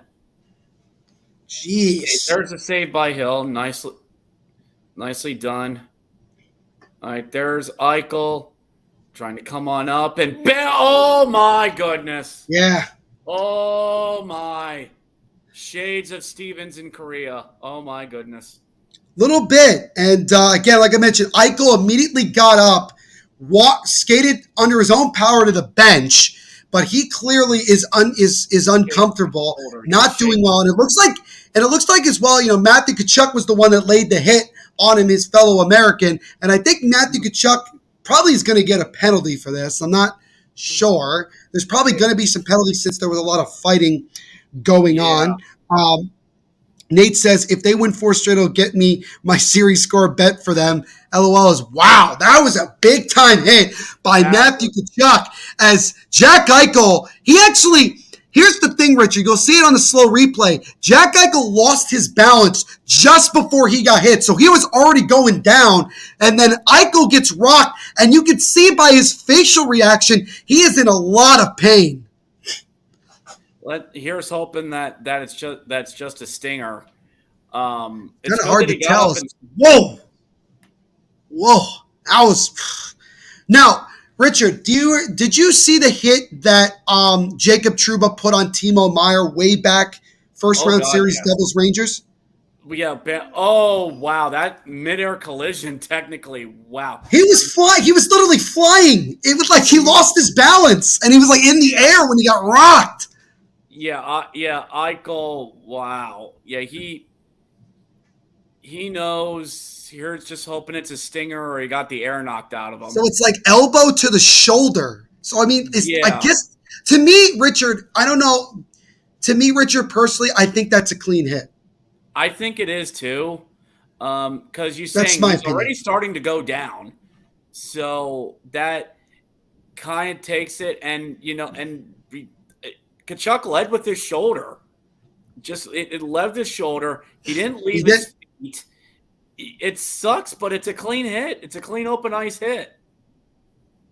And it does remind me of the I hate to say this, 30 I was years ago, you keep playing. 30 years ago, there's no yeah, whistle. I mean, yeah, and right now there is one player on each team in the box. Petrangelo for Vegas. I think Lindell maybe for Florida. Matthew Tkachuk, he's done. He just got thrown out. Matthew Tkachuk's night is over as it comes at the end towards the end of the second period. So that is it for number 19. So Matthew Tkachuk, after all this praise and admiration that everybody's been giving him up until this series, he has been very much kind of out of control physically through the first two games of this series, Richard. And I think this is, I know somebody in the chat has said this too. This is where you need a guy, you need like a Mark Stone for Florida. You need a veteran guy who's going to come out and say, all right, everyone, calm the F down. This is one of those, somebody's got to pull Tkachuk aside and go, young fella, stop. We need you out on the ice. Don't get these pooled stuff. You don't do us any good being in the locker room. So I'm trying to find out what the calls are, like what we've got. So Or right now, there's no penalty. Both teams still skating five aside. But they both have a guy in the box. I'm guessing there were maybe coincidental. minor. Well, not minor. I think it's maybe like 5-minute majors for both teams. I really don't know. I'd like to hear the reasoning as to why Tkachuk got tossed, because it's a clean hit. I mean, it is a clean hit, but maybe because it's Matthew Tkachuk. Maybe. Perhaps. I don't know.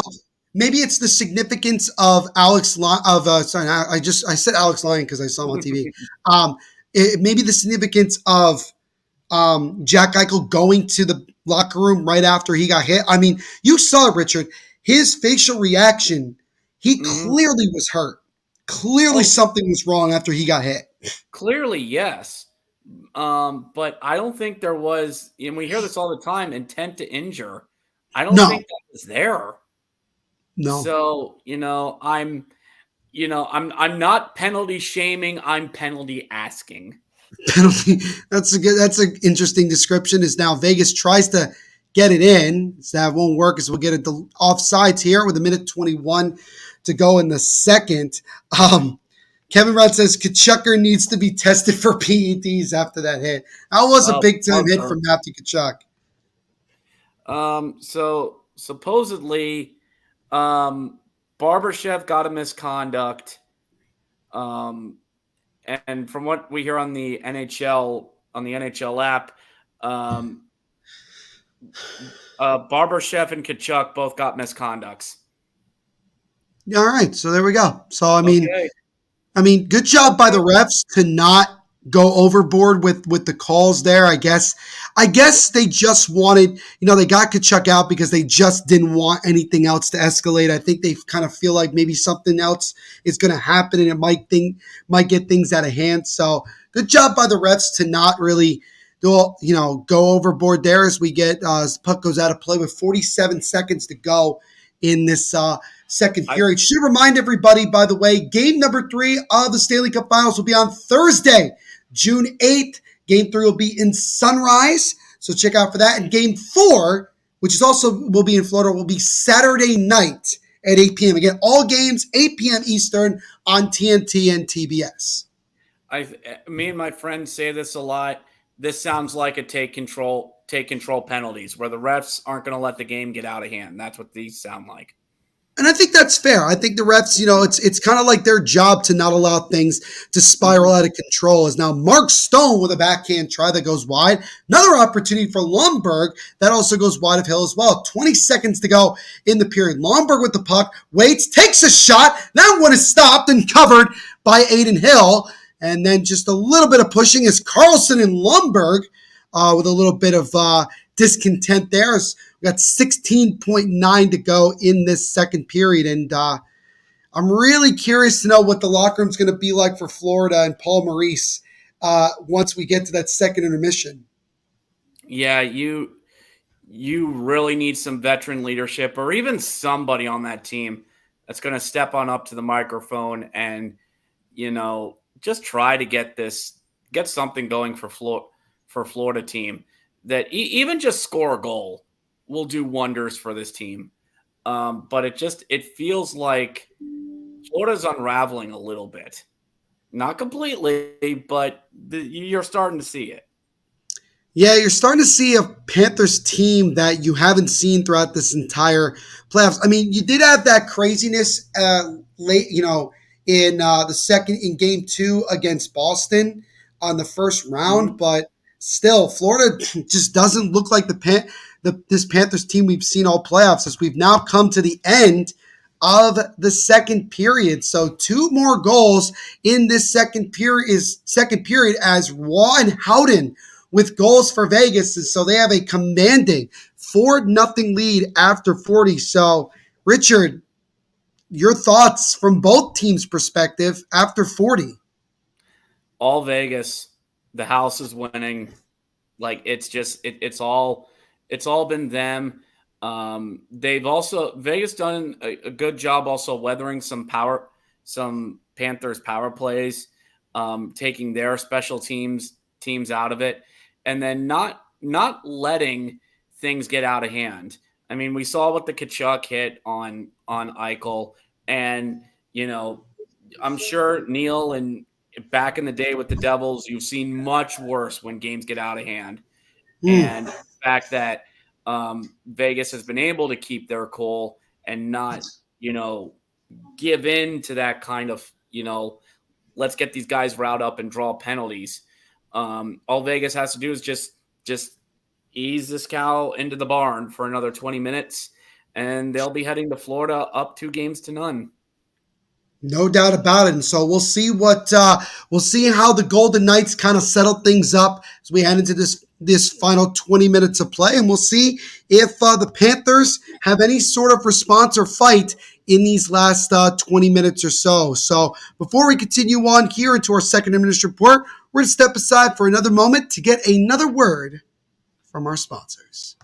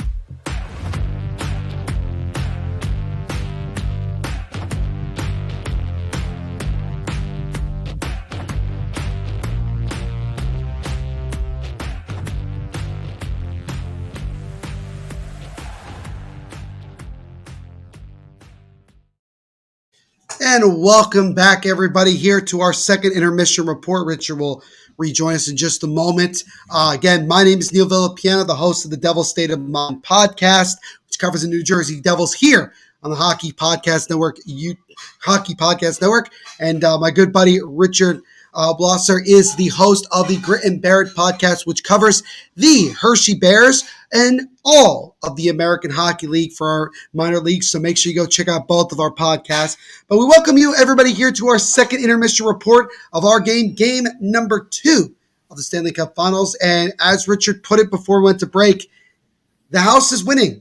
It is all Vegas through 40 minutes of play, as they have just been tremendous. Marchessault, Martinez, Waugh, and Howden are all the goal scorers for Vegas. The biggest thing coming out of that second period, Richard, as we saw at the end of the period, is the big-time hit from Matthew Tkachuk on Jack Eichel that pretty much got Tkachuk kicked out of the game, and Eichel to the dressing room with what seems to be some form of an injury. So we'll keep an eye out for Eichel as we get ready for the third period of play.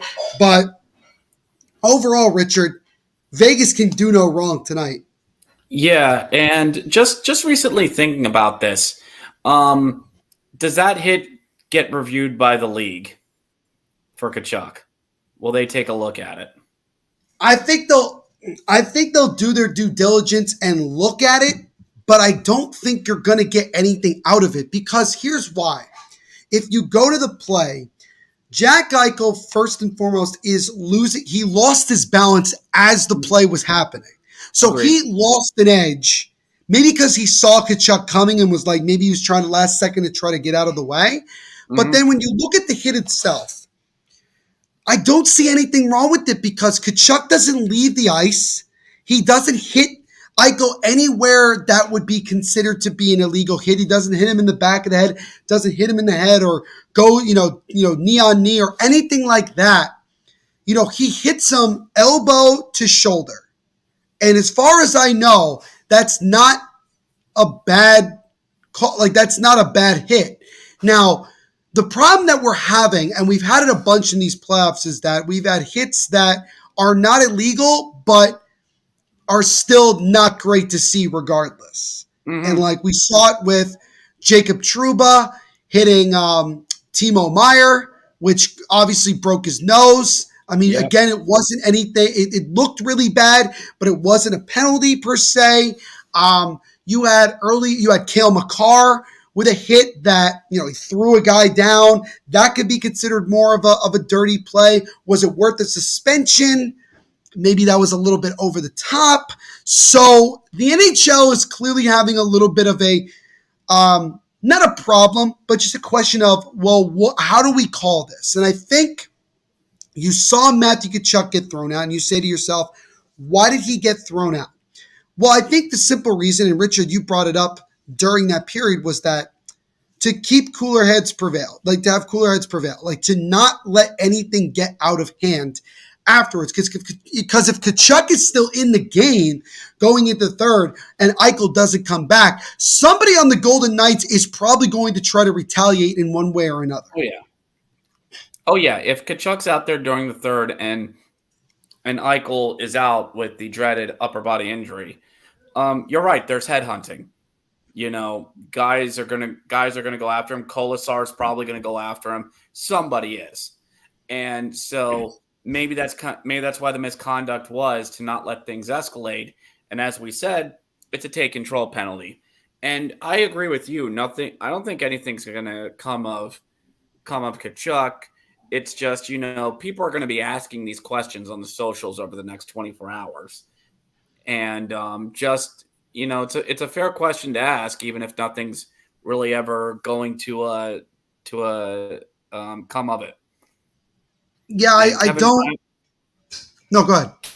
Kevin Brown bringing up here your boy Scott Stevens, said the Eichel's hit was shades of Korea, even though Korea got rocked a lot harder. He did get rocked a lot harder. The thing about Korea also was that he got rocked, and he came back in the game and scored.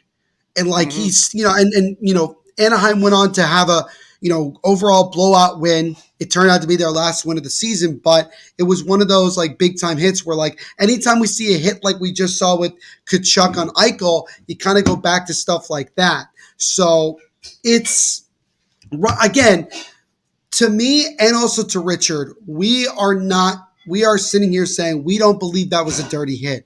Now, Matthew Tkachuk does walk a fine line. He will sometimes maybe go over the edge, but to me, that just wasn't what I saw there. I saw Matthew Tkachuk coming in to deliver a hit. That's what he did. Eichel lost his balance, and again, it wasn't even that elite. That wasn't a legal hit. It was elbow to shoulder. It was or arm to shoulder. It's going to happen. This is hockey. It's a physical Mhm. sport, and so you're going to Yeah, see things like this. So if you're Vegas going into this final 20 minutes, don't retaliate. Don't try because first and foremost, if Kachuk is not playing in the third, it doesn't matter. Just get out of this game without any sort of nonsense. You don't want to lose anybody to a suspension. You don't want to do anything like that. You just want to get through these 20 minutes and come away with the win. exactly. Exactly. If you're Vegas, you just gotta keep doing what you're doing. You've got this game in hand, and just coast all the way to Florida on Thursday is when this will be. I can use words and I can talk. But also, thank you to everyone who's been watching along so far. We've had ranges between 18 to 26 people watching this. Thank you so much to everyone who's ever watching this. Don't forget to hit like, smash that sub button so you know what's coming on. We got watch alongs for the rest of the finals. We got a draft watch along party and other summer content coming up as well. So please make sure you like and subscribe and follow both of our podcasts as well. Neil, can do this right. Neil doing the Devil State of Mind. He also does the basketball one as well. Bless him. And myself hosting the Grit and Barrett podcast. We'll be covering the Hershey Bears as they go through the Calder Cup Finals over the next couple of weeks. Connor coming on here saying, looks like Florida has overachieved, unfortunately. Bob had a terrible game without his good form. You think it was only a matter of time?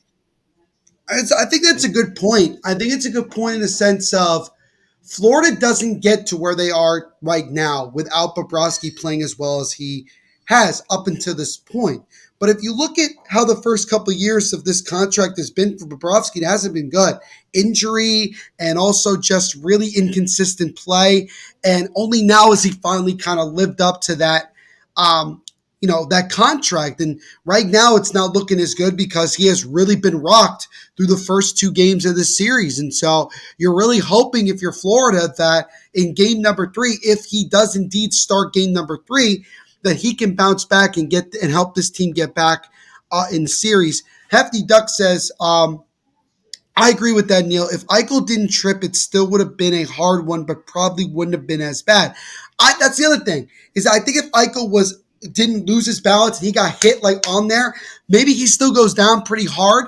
But I don't think it becomes a bad hit. It was just an unfortunate thing, and I would like to know what Eichel's thoughts of it are when this game ends. If he does speak to the media, what are his thoughts of it? I would be surprised if he felt like he was hit illegally because I really don't see any evidence of it being an illegal hit. Kevin Brown says, no concussion protocol, call back then how many strides before charging? Well, first of all, Kevin, there was no hit to the head. So, I mean, the only time he got hit to the head was like, I guess maybe when he went down, but still his head never really hit the ground hard. So he's really dealing more with an arm shoulder issue right now. That's really what you kind of saw. You saw when he got up, Richard, I don't know if you saw it, he really wasn't moving his arm at all. He just skated off, No. kind of holding his right arm and just skated off. No, when he got to the locker room, he was shaking off his right arm. So could be a separated shoulder or dislocation possibly. Also checking out here on the socials, Steve Dangle saying textbook hit with a tough outcome. That's very true. And we've had several of those in these playoffs, Richard, in particular, where we've seen a hit that looks really bad, but it's still a legal hit regardless. You're going based. Everybody reacts the way that they do because of how it looks when we see it in person. When we see Jack Eichel get rocked like that, the way he did, you say, oh, that was a big hit. Like Ivan Barbashev's hit on Radko Gudas, was also a big time hit. And guess what? Gudas got hurt. But again, not an illegal hit. It was a solid, legitimate hit. It was not a bad one at all. Yeah, I think unfortunately we live in an era of optics that value is much more important than context. So yeah, the optics don't look good, and that's what a lot of people run off of. Um, but again, you look at the hit, Heichel already falling. Not there was no intent to hurt. Kachuk's shoulder on body. It's a clean hit with a suck outcome, and we Yeah, will see where it goes as we enter into the third period here. yeah, it's gonna. I think for me, it's tough because there's been a considerable amount of blowouts in these playoffs, Richard. I don't know why that has been the case. I think our good buddy Kyle Manifold, I think he brought up a good point. Couple weeks ago, we said that one of the big reasons why it might be that way is because a lot of the top goaltenders that we know, like Vasilevsky, Shesterkin, guys like that, they were out of the playoffs early on in these playoffs. So we didn't get to see them as the playoffs went on, like get better and progress and things like that.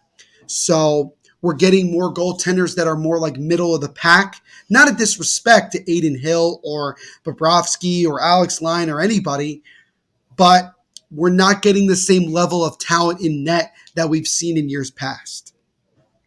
And we've also seen a lot of goaltender swapping too.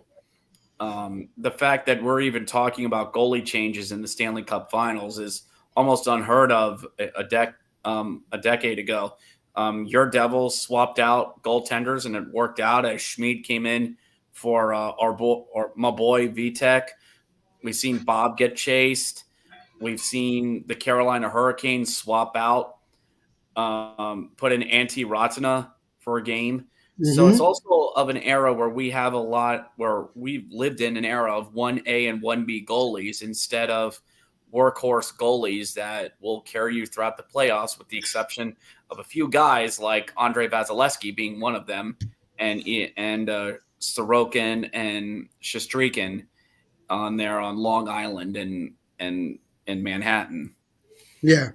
Yeah, no question. So I don't, again, talking about the Kachuk hit really quickly, I think the NHL will look at it, but I just can't see anything. Like, um, the only thing I could see is maybe a fine, but still, like, why? Like, it's not an illegal hit by any means. It's just, I don't know. It's going to be interesting, and we'll see how this third period goes. I think for Vegas, you're going to see a lot of, maybe they won't be as aggressive as we saw in the first two periods. I think now they'll be in a little bit more of a defensive route. They don't want to give Florida any sort of life. Blowing them out doesn't really do them a whole lot, except obviously, you're still easily winning the game. But I think when you look at it, you just want to go into this third and say, look, you got 20 minutes. Let's come out of here healthy. Let's come out of here with no suspensions or anything like that. Let's just try to get out of this unscathed. And if you're Florida, really, the way I look at it is this: you have to send some sort of a message to yourself and to the Golden Knights in this third. You have to find a way to come out with your best period and maybe get a couple goals and just give yourself confidence going into game three. I should also mention, Richard, as I'm looking on the screen, Jack Eichel is on the bench. So it looks like Whoa. he is okay. Or Okay. in Just terms of saying. okay enough to play. Okay. The plot thickens. The So plot Jack thickens. Eichel, we'll see how much he actually plays in this third period. I think Yeah. it'll be interesting to see how Bruce Cassidy, shifts his lines and stuff with only 20 minutes to go in a 4-0 game. But we'll see. Now here we go as the players are at center ice, and this third period of Game 2 of the Stanley Cup Finals is underway. Again, 4-0 Vegas here as we start this third period. So if you're Vegas, just keep things simple. Just keep playing the way your play is. Now, Duclair with a shot that stopped. Rebound try, and they score! Anton Whoa. Lundell, 14 seconds into the period, and the Wow. Panthers have scored, and now they're only trailing 4-1, just 14 seconds in, a bad turnover from Alec Martinez, Richard, leads There you to go. Anthony Duclair getting a goal. Well, Anthony Duclair got the takeaway, took a shot, and then the shot from Lundell, it hits off the left leg of Alec Martinez and goes in. It wasn't even coming close to going in. Okay, so just watching along here. Martinez, giveaway in front rebound, and it bounces in. It looked like it might have been going wide and hits Martinez and just bounces right in. That is a weird goal, but again, Richard, a goal nonetheless. And so Florida, probably the best way you want to start the third period, you finally found the back of the net. Yeah, and that's just it's a bad bounce. Martinez was trying to clear it. It hits a guy and goes right to Lundell. And actually, Lundell's shot, that was actually going to go wide, I think. That was going so wide of the net. And yet it hits Martinez and goes in. It's now a bad bounce. It's a bad bounce. Drive goes wide. As now Vegas gets to it and they'll dump it out of the zone. Back all the way down for an icing. Anton Lundell's goal, Richard, his second of the playoffs. Anthony Duclair with the lone assist. And so Florida, through the first minute 15 of this period, they've definitely come out and played very well by even just getting a goal. That's something that Florida's need, just something to go their way, just to get their confidence up. Now, if you're Vegas, is okay. We got this. Is okay. You're going to be fine. There's now a shot from Ekblad up high, gets knocked away by the helmet of Hill. Florida's still with it. Barkov now over to Lundell. He gets it top of the point, over to the right side of Ekblad. Now gets it, but it goes out of the reach of Anthony Duclair. Whitecloud gets to it, and he tried to get it out. He can't keep it. He can't get it out. Now Ekblad with the puck. Aaron Ekblad throws it in front, deflected just wide. Duclair now with it. Finally taken away by the Golden Knights, and no clear. So right now, Florida putting on a lot of pressure on Vegas, and Vegas is struggling to respond. As now Duclair tried to get it to the top of the point, intercepted by Stone. He gets over to Eichel. Eichel trying to fight his way around the defenseman, but he gets snuffed out. Would have been a 2-on-1. Now gets it to a wide open Marchessault, and he scores! Jonathan Marchessault with his second goal of the game. And Jack Eichel with an assist on that one. And Vegas responds very quickly as it's back to a 4-goal lead, make it 5-1 Vegas. There it is, the answering goal.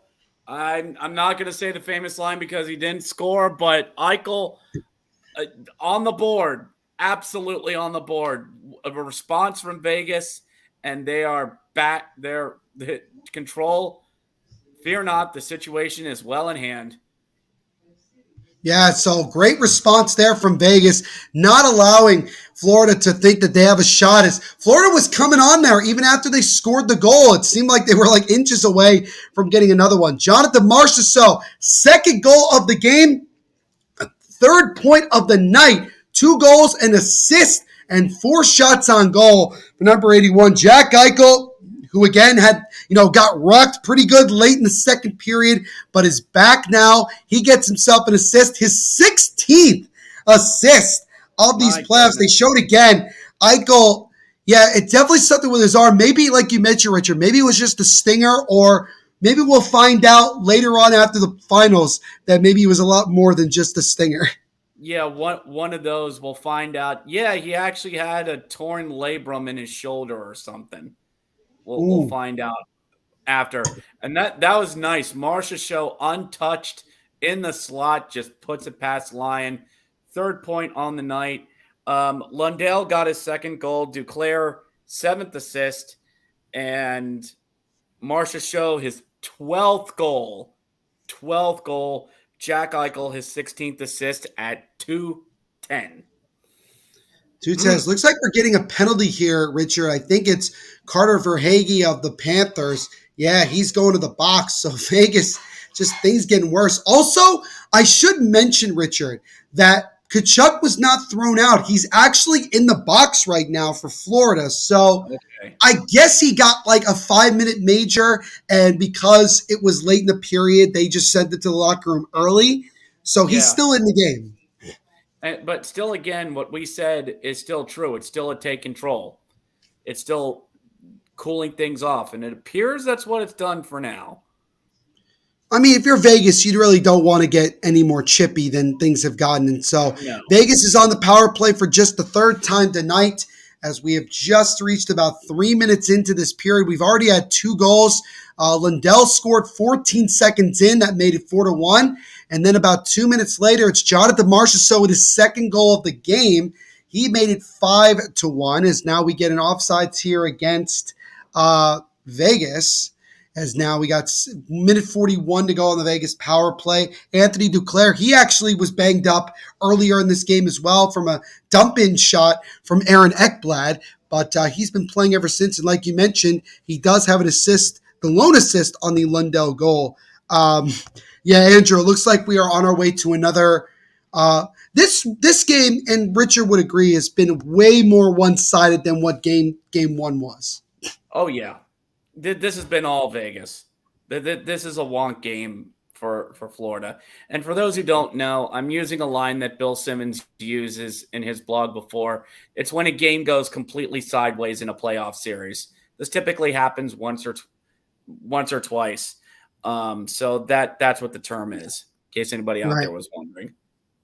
I was certainly wondering, is now Stevenson tried to feed it over, as now Mark Stone gets to it, gets it top of the point now to Theodore, now over to Eichel, Eichel waits, still with it, now over to Stevenson, Stevenson to Eichel, Eichel left face-off dot, still with it now, Eichel waits, rich shot, and that one just goes wide of Lyon. Marchessault keeps it in. Marchessault over now to Stone. Stone gets it over to Eichel, left face-off dot. Eichel waits, still with it. Now to Stone in the left corner. Stone throws it in front, just missed Marchessault. Theodore keeping it in for Vegas, wraps it around the boards to Stone with 30 seconds to go in the Vegas power play. Mark Stahl tries to clear it, it gets blocked. Follow-up try gets blocked as well. Finally, Lundberg gets to it, and he'll clear with 20 seconds to go on this power play. So, again, Marchessault almost was able to cash in and get himself the hat trick. I believe he does have a hat trick in these playoffs, if I'm not mistaken. Well, I'll double check on that. He might. Wouldn't surprise me. Man has 12 goals. He darn well should. He darn well should. Is now a good save there from Lyon. Power play is up for Vegas. Is now a feed over to the left side, just out of the reach of Bradley Smith.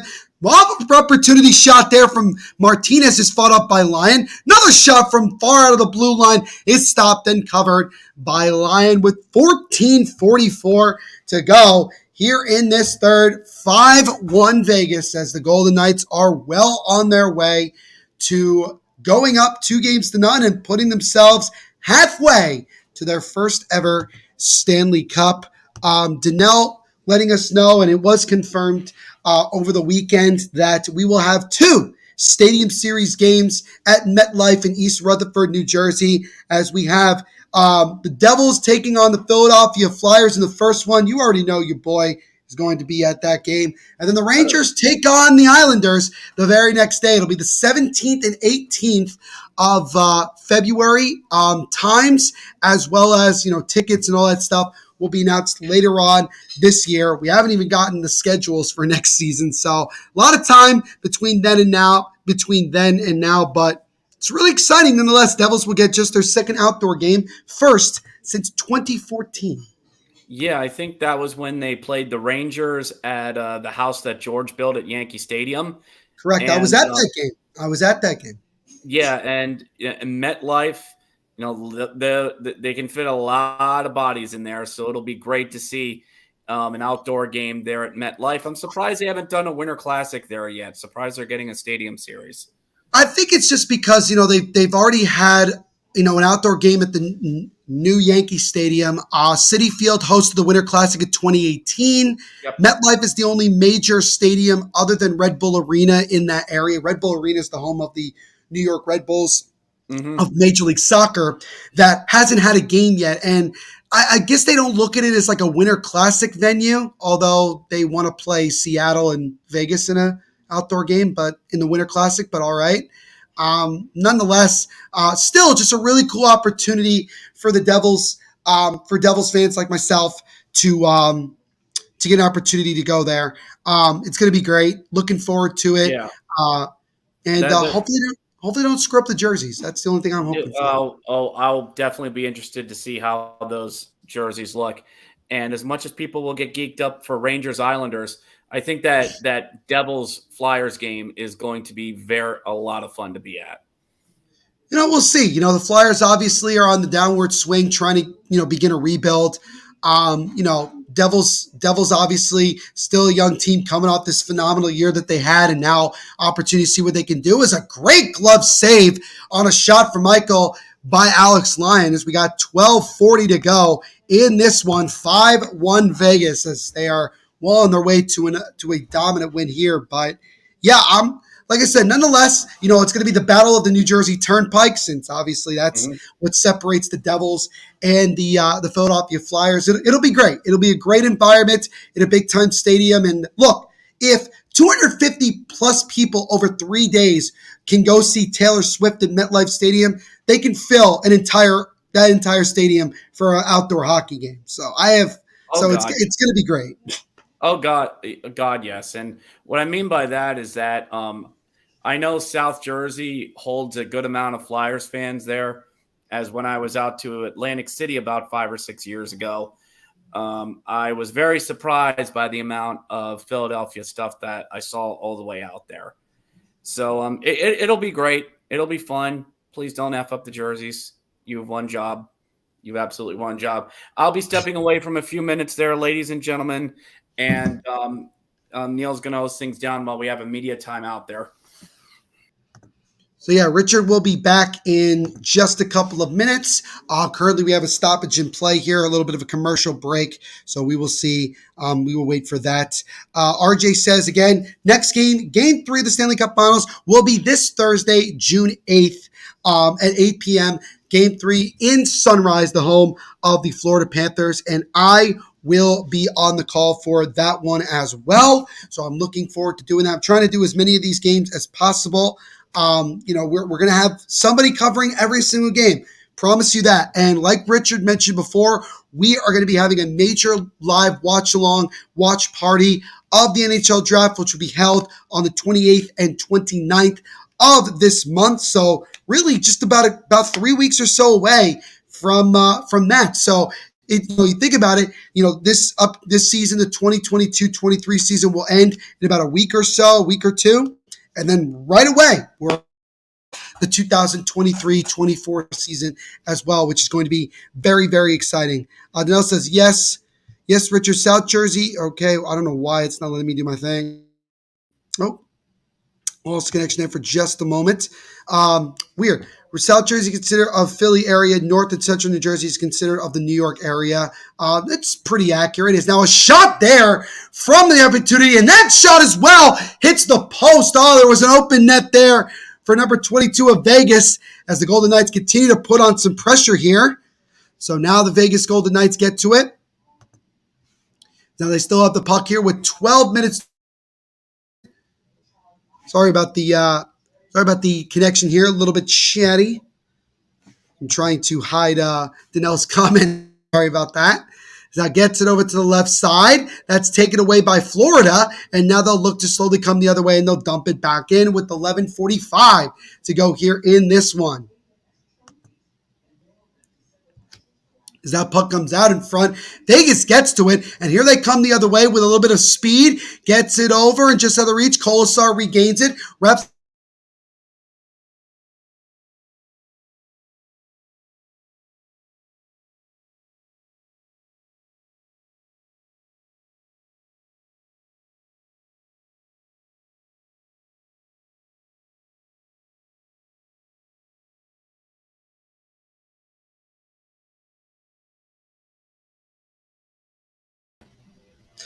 And I do apologize for that. I have no idea what just happened with that. That was really strange. really strange indeed that happened. Sorry about that, Richard. For some reason, our connection went out for like a hot minute. Okay.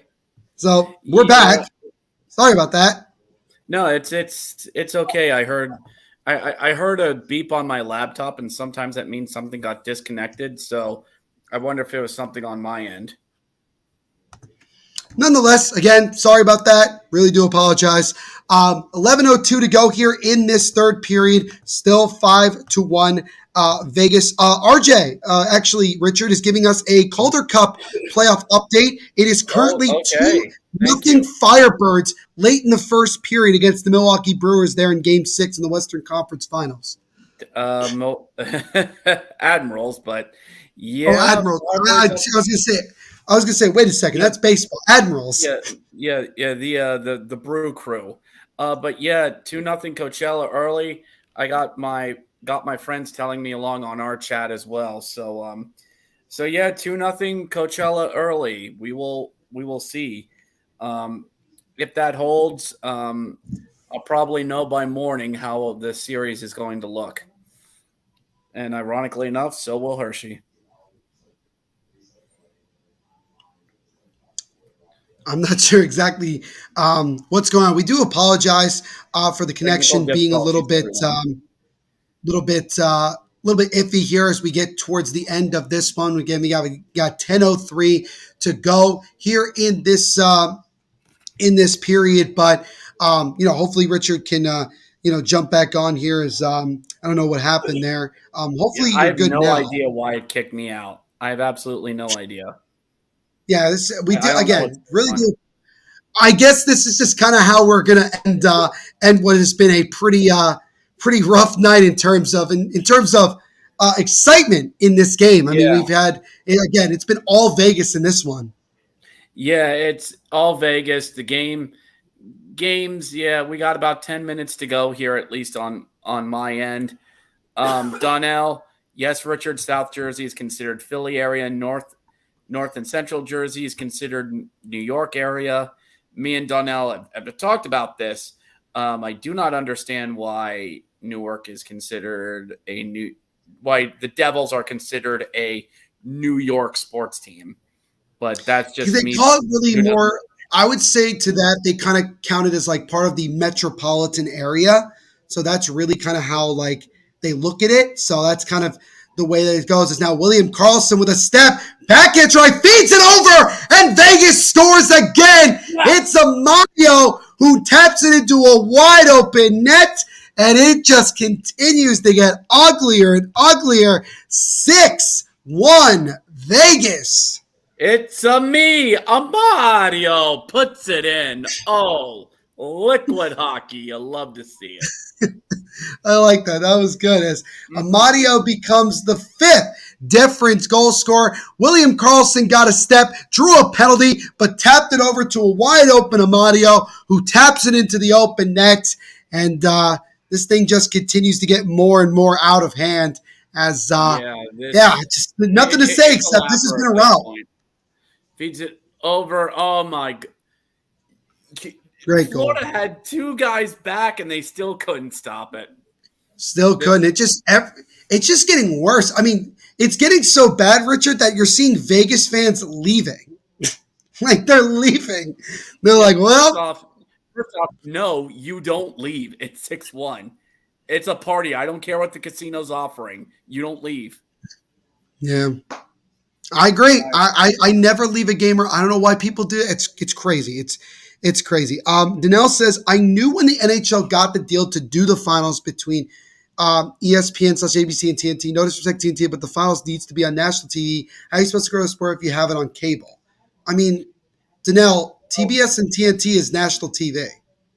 Well, So also this isn't 15 years ago where not a lot of people had cable. Everybody's got basic cable. ESPN, ABC, TNT, and TBS are all on basic cable. You're not losing audience by having them on TBS. I mean the NBA conference finals are held on TBS. Nobody says anything. Or TNT has them. Nobody yeah. says anything. And like here's the other thing, and Danelle, we've talked about this numerous times before about ESPN, and Richard and I talked about this earlier tonight. ESPN doesn't really care that much about hockey. No. They got the rights to some of the nationally televised games because they were trying to make themselves the leader in sports again, and that's just not really what it is right now. It just isn't what how it's operated. TNT does a better job of giving you legitimate hockey coverage with good, broadcasters and good and analysis.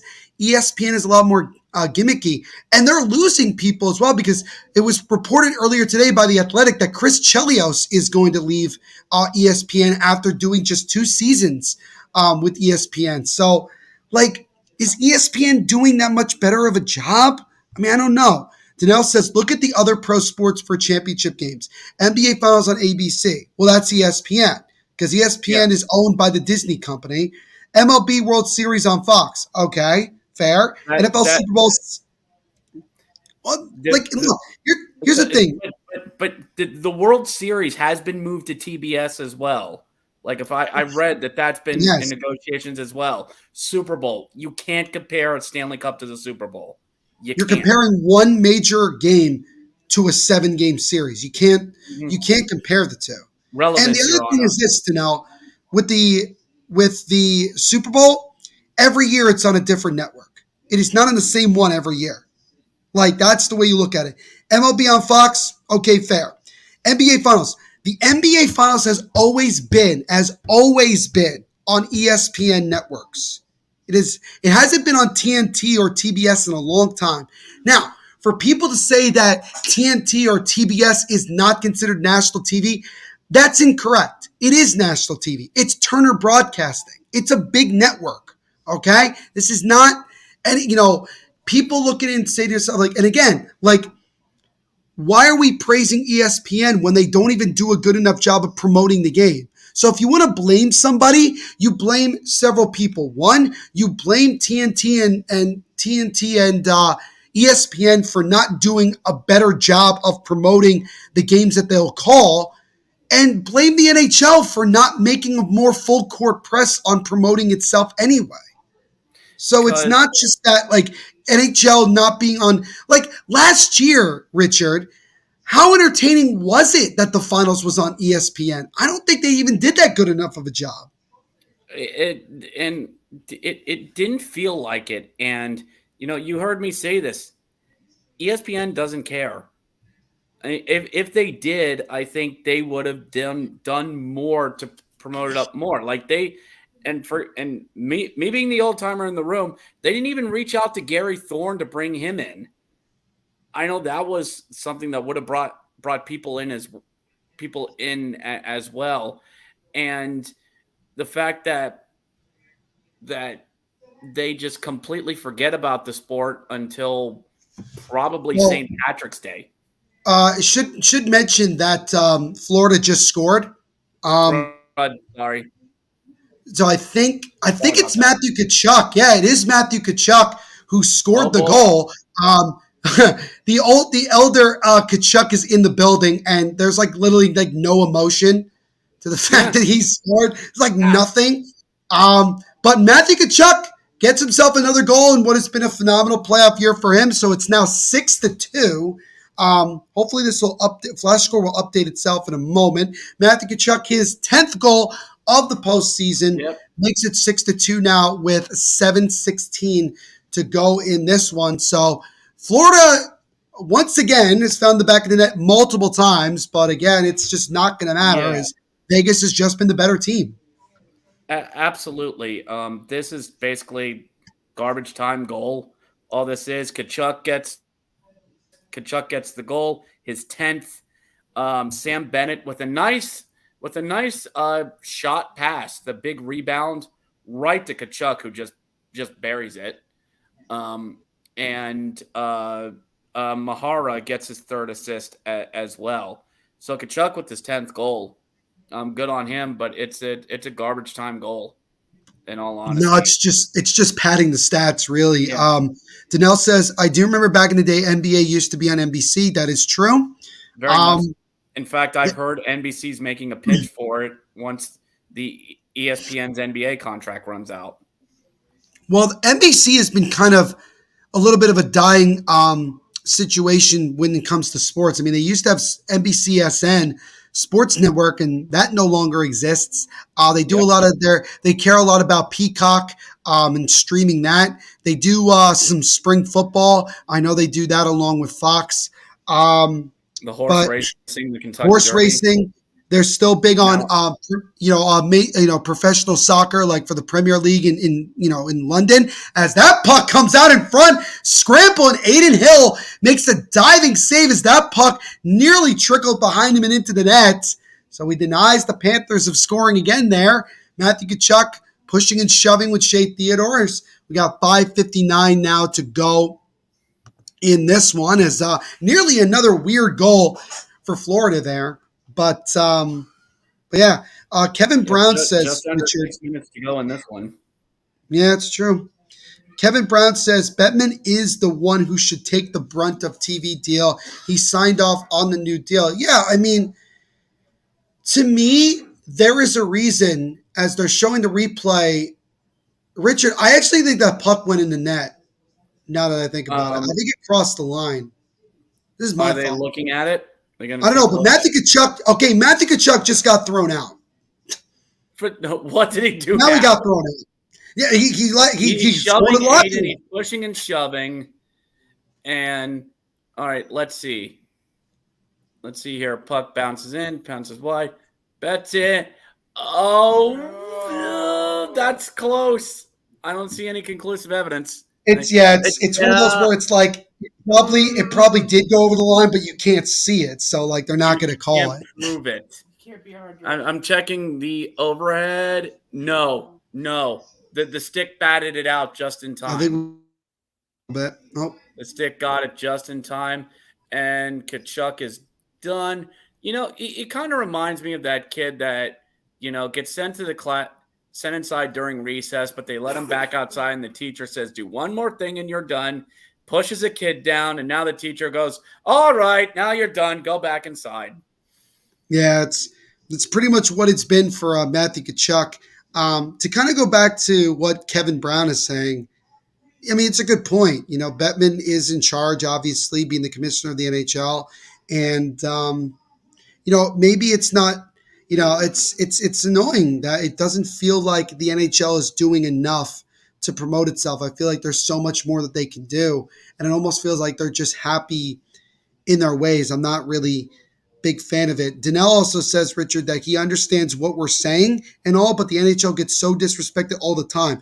No, Danelle, we agree with that. We agree that the NHL does get disrespected all the time when it comes to coverage, but it's more of the fault of the NHL itself and also the networks that provide it, that they don't go out even more to really try to push this, that it continues to be the third/fourth most watched sport in North America. And obviously that we would like, as hockey fans, we would love to see that change. I just feel like the NHL is way more of the old boys club where everybody's just kind of like happy with what they got. And that's all that we can really say about it. Then it also says, but this finals on TNT just reminds me of how the NHL did with NBC. Some of the finals games on NBC and some finals games on NBCSN, never like that. Yeah, I mean, you do feel like a little bit like, you know, you feel like a little bit disrespected because you feel like, why are we shifting it to two networks? TNT, and it's the same thing. TNT has TNT and TBS, so they could show it on both of them. They're showing the games on both networks at the same time, so there's that. There's a positive, but I mean, again, it is an unfortunate thing at times, but I still think TNT is still considered national TV regardless, because most cable providers show TNT and TBS. Agreed. And Donnell, preacher, choir. I understand that usually games 3 and 4 were shifted over to NBCSN, but at least all of like the clincher games 5, 6, and 7 were always on NBC, so you still always had the big games on NBC. And yeah, you're right. I think the NHL more or less shoots itself in the foot when it comes to like presentation. Like I was not a big fan of all the stuff they did at the All-Star game this past year. And the Mm-hmm. time of it was really dumb. Like they did the Friday night skills practice and then the game at 3 o'clock on a Saturday. Yeah. Why is your game at a 3 o'clock on Saturday? Again, that's more on the NHL than it is like ESPN, really. Yeah. Because NHL, I mean, again, unless ESPN was like, oh, you have to schedule for this, as now an opportunity here for Florida. Lundell with a shot, and that one goes wide of Hill as Lundell was looking for his second goal of the night here. Richard, we got another update here from the Calder Cup. Again, RJ, it's the Milwaukee Admirals, not the Brewers. Brewers are the baseball team. Yeah. Still 2-0 Coachella Valley Firebirds after 20 minutes of play. Yep, 2 goals for them so far. The Admirals are 0 for 2 on the power play there in the first period. Coachella Valley so far doing what it needs to do. And we got, again, some more pushing and shoving and words exchanged between both teams right in front of each other's bench. So clearly, Florida and Vegas don't like each other, understandably so. Florida's certainly showing their frustration. But, I mean, at the end of the day, they've gotten beat up pretty bad. Kolasar actually is going to the locker room and stalled Kolasar. That's kind of what started it. And like you said, Richard, the refs are going to run a tight ship here in this third, and any sort of BS, they're going to probably just throw somebody out. Yeah, you got to. I'm seeing the Kolasar. Kolasar just ran one of Florida's guys right into the boards where you usually have the between the bench guys and the camera at center ice. So yeah, it's one of those. There's 3:56 left. You're done. Go. Right. I mean, that's pretty much where we're at. Again, Steve Kazari, Chris Rooney, Keel Murchison, and Brad Kovalchik are the referees in this one. As we get, look at that, we get another pushing and shoving, and I think a penalty as well. Anthony Duclair talking. I think he just got thrown out as well. At this point, it's kind of getting stupid that guys are just doing. I guess like they just want to go to the locker room. Yeah, so Duclair is going too. So right now, I think we've had 3 guys at least hit the showers early. So at least they get the warm water before everyone else on that one. But yeah, it has not been good. It has not been good if you are the Florida Panthers. No. So it's just not. It's just trying to get to McCarran Airport early. Apparently so. As Barbashev had that big time hit on Verhaeghe, and I think that's kind of what started it. Ivan Barbashev, kind of a low key, really good pickup for Vegas at the deadline. I mean, I know they tried to push to get Timo Meier from San Jose. They kind of failed right at the end there, and then they picked up Ivan Barbashev right after that, and he has really fit in well on that top 6 for the Vegas Golden Knights. Hey Neil, oh what the hell? Who got Timo Meier? The Devils got Timo Meier. That's true. And the Devils will try to sign him to a long-term deal. Should also mention, Richard, Eric Stahl just got thrown out too. So, we're just at that point. Vegas is on a power play now. So we'll see if Vegas adds another goal here as now they get it over. Carlson gets over. Shot there! And a great diving save by Alex Lyon as he robs Riley Smith of getting himself a goal there with 1:49 to go on the Vegas power play. Richard Connor says, I take back what I said about Bobrovsky. He's had a decent game, LOL. The Florida defense has simply no answer for the Knights' offensive measures. No, the defense in particular for Florida tonight has been brutal since the start of this one. Yeah. I know they're just showing the penalty starting here, and I can hear the shame chants. Even though I have TV on mute, I can hear those shame chants. And nearly a liquid hockey goal, as you were saying, from Riley Smith. 3 tic-tac-toe passes and it doesn't connect.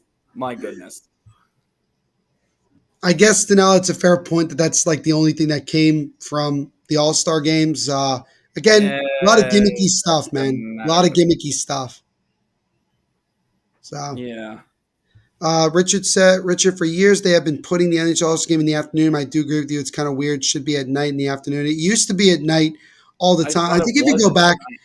if you go back, honestly, like 15 years ago, the NHL did a lot better job of making the game more interesting and everything. I think the NHL fell into the pressure of like, oh, you got to try to attract the young audience members. And it's like, you can do that without being gimmicky. Like, Yeah. that's the way I look at it. Yeah, like I didn't There's get a the shot whole there, and Vegas scores again, Richard, on the power Bars! play. Yes. It's going to be Howden with his second goal of the night, and it's now touchdown Vegas as it's 7-2 Golden Knights. Delightful. 7 Wow. to 2. Oh my. I think, Richard, I think that's more I think Vegas has scored more touchdowns than the Raiders did all season last year. Yeah. And more entertaining too. Oh, more entertaining. 5-hole through the legs of Alex Lyon. I mean, Lyon looks just as bad as Bobrovsky. And actually, that hit off the knee. Oh my God. Yeah, actually, Richard, that shot hit off the knee of Mahura and then went in. So it just kind of was like Lyon just had no shot. Well, I just saw Lyon's reaction to it, and he just gets up and gets his water bottle like, I don't care. I'm done. Yeah, he's just like, I don't know what to do anymore. Yeah, he's like, I'm going to the MGM Grand after this. I don't care. That's true. Yeah, Danelle, it's a good point. Remember, Florida made the finals back in 1996, got swept by Colorado, and they have now are going to lose the first 2 games of this series. So they are 0-6 in their history in the Stanley Cup Finals. So they're still searching for their first Cup Final win of their history, while Vegas will be getting ready to celebrate their 3rd Cup Final win in franchise history and a 2-0 series lead, with the series now heading down to Sunrise, Florida for games 3 and 4 later on this week. This has turned into an absolute laugher. This could not have gone worse if you're a Panthers fan. I mean, I know I'm not stating the obvious, but this. You needed a game to get even in this series, and instead you just have an absolute clunker tonight. I mean, you would have rather this have been game 1's result and then game 1 happened in game 2, because then you could at least say, all right, they were in it until the 3rd, and then things got out of hand. Yeah. And you could say, but good response. This is a horrible response. Yeah, and if this happens in game 1, you go, meh, we've had a week off. All right, we'll adjust, and we have game 2, and we have 6 other games to work with. I mean, and game 1 was close for a bit, but then you just come out and just fall flat. Richard, we just had another Florida player get thrown out. It's Nick Cousins. Oh God! So literally, there's like no one on the Panthers bench right now. There's like literally no. It's really funny to look at. Oh my God! And Cousins didn't really do anything. Cousins just running his mouth. It reminds me of the cops from like the 1940s cartoons. All right, move along. Nothing to see here. Show's over. Come on. Unreal. It's been unreal, and the Vegas Golden Knights have currently just now tied with that goal that made it 7-2, have tied the NHL Stanley Cup Final record for most goals through the first 2 games of the final. They have now scored 12, 5 in game 1, and they've added 7 more here in game number 2. And so, Richard, as this game comes to an end, what do you do if you're Florida? Let's start with Florida. Like, what do you do if you're Florida now moving forward, going back home down 2-0 and really have gotten blown out pretty easily? You got to make some adjustments and make some hard decisions. You got to look at tonight's game and look at a few Panthers and go, what you did is unacceptable and you're sitting. Right. I know they've got players, they've got maybe some younger guys they could throw in, but this is just unacceptable what happened tonight, especially on the defensive end. I'm not going to blame the forwards too much, but your defense has completely let you down. Yeah. And losing Gudas does not equal 7 goals. As much as we said that was a turning point, but you got to make some hard decisions and perhaps maybe sit a guys for a game heading back to Florida. You're going to put Bob back out. Howden and Reinhart, again, pushing and shoving. Reinhart without his helmet. I mean, just, again, another scrappy thing that kind of just ends what has been an awful night if you're a Florida Panthers fan. A great win overall for the Vegas Golden Knights, who, again, are well on their way to a 2-0 series lead and are now halfway towards winning their first ever Stanley Cup.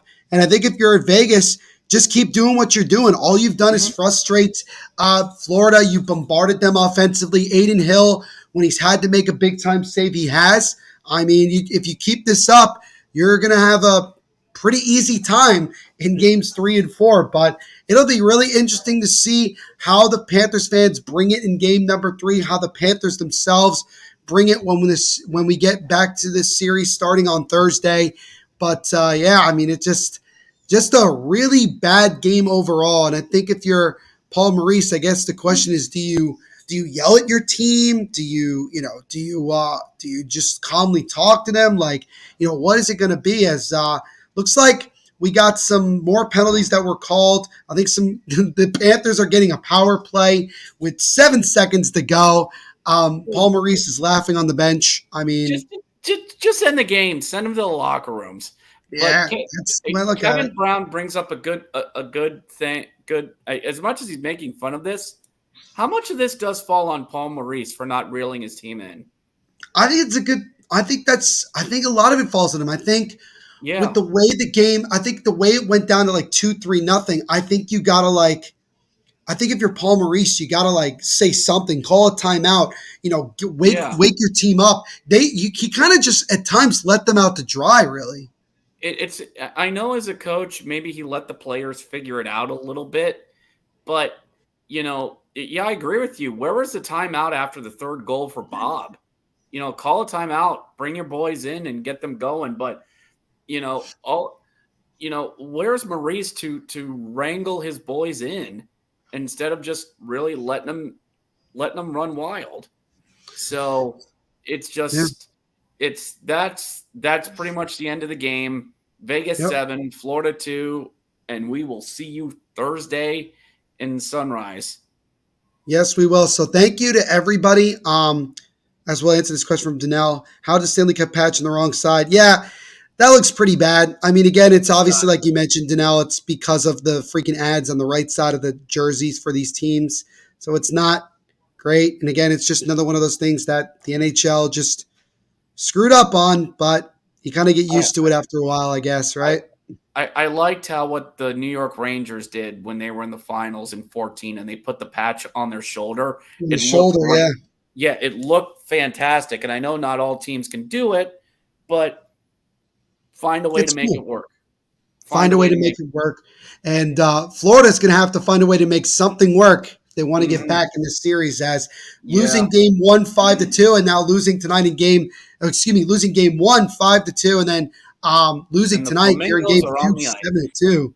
I mean, it's just not a good look. But nonetheless, guys, thank you all so much for hanging out with us tonight. Richard, it was always a pleasure to hang out with you for a couple of hours, talk some hockey, and obviously watch the Stanley Cup Finals, man. But looking forward to doing another game with you down the road. But thank you so much, man. It was a pleasure.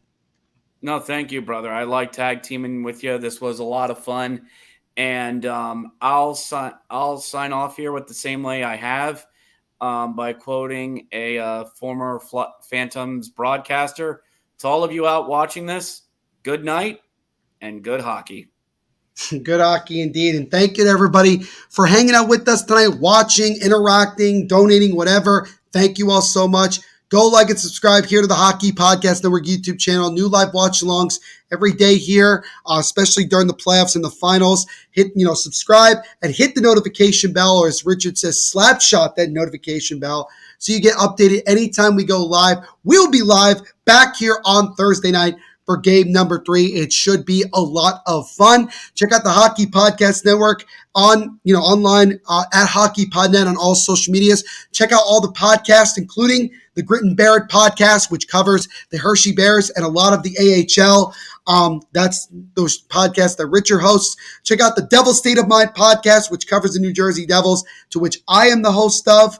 And check out all the other podcasts as well. We really would appreciate it. And thank you all so much for hanging out with us tonight, and we will see you in the next live watch along. Once again, the Vegas Golden Knights take a 2-game-to-none lead in the best of 7 for the Stanley Cup Finals as they blow out the Florida Panthers by the final score of 7-2. Everyone, continue to be the awesome people that you are. And as I always say at the end of every live watch along, make sure to rock on.